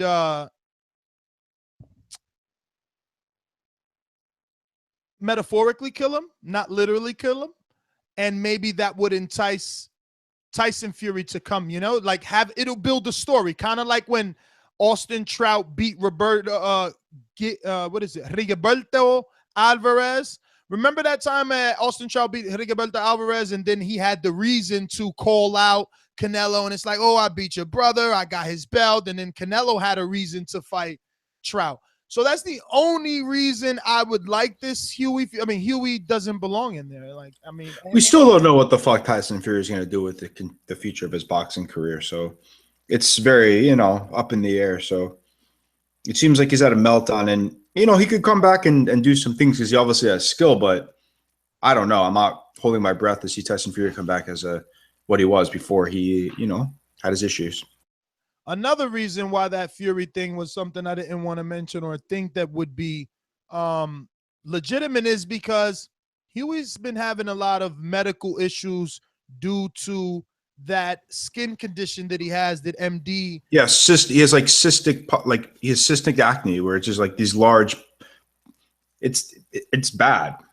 It is. But according, like it looks bad, and I don't know. I don't ever see. He looks like he has some skill, but I think Tyson. I just don't. It makes no sense, to be honest. I mean, Deontay Wilder. Obviously, he fought his last fight against Chris Arreola because it was a last replacement, but I feel like all these things are happening in the heavyweight division, and Wilder's kind of on the sidelines. Not that he deserves to fight any of these guys. Obviously, he's a champion, but I don't know. It's really unfortunate that these things are happening in the heavyweight division, and Wilder seems to be on the outside looking in. Not 100% his fault. It's just disappointing, though. 551. You're live with TBV. Who's this? Yo, what's good, bro? What's good? Yo, you there? We here. Yo, that's funny. That's funny shit. Yo, I'm on the chat room. Yo, I got to apologize to the boxing voice because I ripped MD a new ass the other day about the Dukes of Hazzard shirt. That was MD was dressing up like Halloween, man. It was all part of the show. Well, I mean, I guess if you rip someone's ass by making a really lame comment, it's your own opinion of you ripping my ass. So, you know, to each their own, right? Nah. Keep it real. The whole chat room ripped your whole ass up, bro. Yeah. Well, you know, my fashion style, my attire invoked emotion. So, you know, people were critiquing a man's style. So I appreciate it. Mustache, yo, it's the mustache got you all fucked up, bro. Yo. Like, you know, the truth is, like, you guys are so hilarious. You want me to tell you the truth? The truth is, I shaved that shit right before the show, so you guys fell right into my trap. So continue. Let's keep it boxing, bro. Let's keep it boxing. Mm-hmm.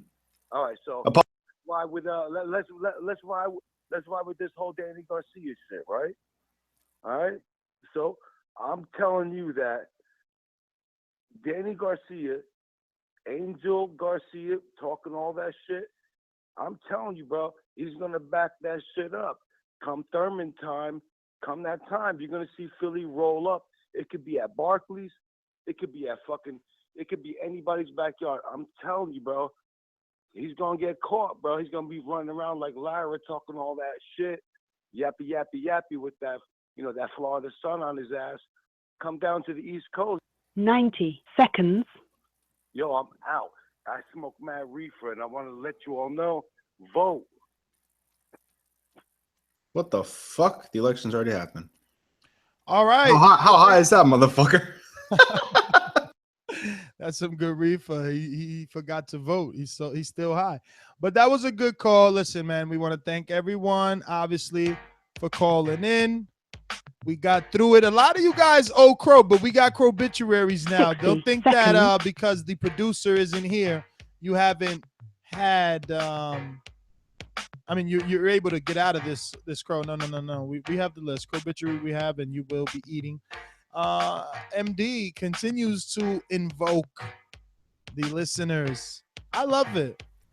He's taking the heat off me. We got a new villain in the building.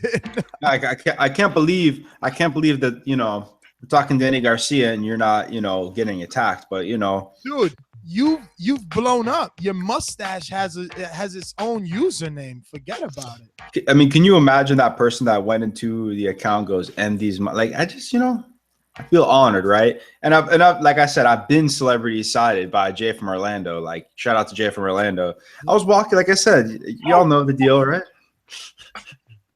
Yeah, man. Listen, I'm your host, Nes GTO. Find me on Instagram and Twitter at Nes GTO. Remember to check your iTunes, TuneIn, and Stitcher feeds because we also did an immediate reaction show just to the Luis Ortiz fight. Me and MD did.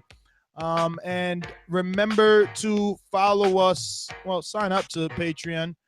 You will receive $10 off your TBB appreciation tickets. Remember, Virgil Hunter will be in the building. Willie Monroe Jr., Mario Barrios, Martin Barrios, Peter Kid Chocolate Quidden, Andre Rozier, and possibly Paulie Malignaggi. It's looking like a good high percentage of that. So definitely head on over to ThaBoxingVoice.com. Head on over to the TBV appreciation tickets. Make sure you put in your name, If you're Patreon, you only pay $120. If you're not, that's your fault. You pay $130, but you could always sign up to Patreon and receive that that $10 discount, right? MD, any social media you want to give out to these guys that are dying to argue with you some more?